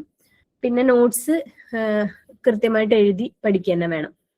അതുപോലെ സ്റ്റഡി മെറ്റീരിയൽസ് അങ്ങനത്തെ കാര്യങ്ങളൊക്കെ നോക്കി പഠിക്കുക. വേറെ എന്തെങ്കിലും ഉണ്ടോ? അപ്പൊ നിങ്ങൾക്ക് കറക്റ്റ് ആയിട്ടുള്ള ഗൈഡൻസ് വിങ്സ് അക്കാഡമിയിൽ നിന്ന് കിട്ടും. അപ്പൊ നിങ്ങൾ വിങ്സ് അക്കാഡമിയുടെ അഡ്മിനിസ്ട്രേറ്റേഴ്സിനോട് സംസാരിക്കാം. അപ്പൊ കൂടുതൽ എന്തെങ്കിലും ഈ പറഞ്ഞതിൽ കൂടുതൽ എന്തെങ്കിലും നിങ്ങൾക്ക് ഡൗട്ട് ഉണ്ടെങ്കിൽ അവരോട് ചോദിക്കാം. പ്രീവിയസ് ബുക്സ് അവൈലബിൾ ആണോ, പ്രീവിയസ് ഇയേഴ്സ് ക്വസ്റ്റ്യൻസിന്റെ ബുക്സോ അങ്ങനത്തെ സ്റ്റഡി മെറ്റീരിയൽസ് ഒക്കെ എത്രത്തോളം പ്രൊവൈഡ് ചെയ്യുന്നുണ്ട് എന്നുള്ളത് നിങ്ങൾ വിങ്സ് അക്കാഡമിയിൽ ഡയറക്റ്റ് വിളിച്ച് അന്വേഷിച്ചാൽ മതി. നമ്പർ നിങ്ങളുടെ കയ്യിൽ ഉണ്ടാവുമല്ലോ, അപ്പൊ അതിൽ വിളിച്ച് ചോദിക്കാം. പിന്നെ നന്നായിട്ട് പ്രിപ്പയർ ചെയ്യാം. എല്ലാവർക്കും കറക്റ്റ് ആയിട്ട് പ്രിപ്പയർ ചെയ്ത് ഈ വർഷം തന്നെ ക്രാക്ക് ചെയ്യാൻ പറ്റട്ടെ എന്ന് ആശംസിക്കുന്നു.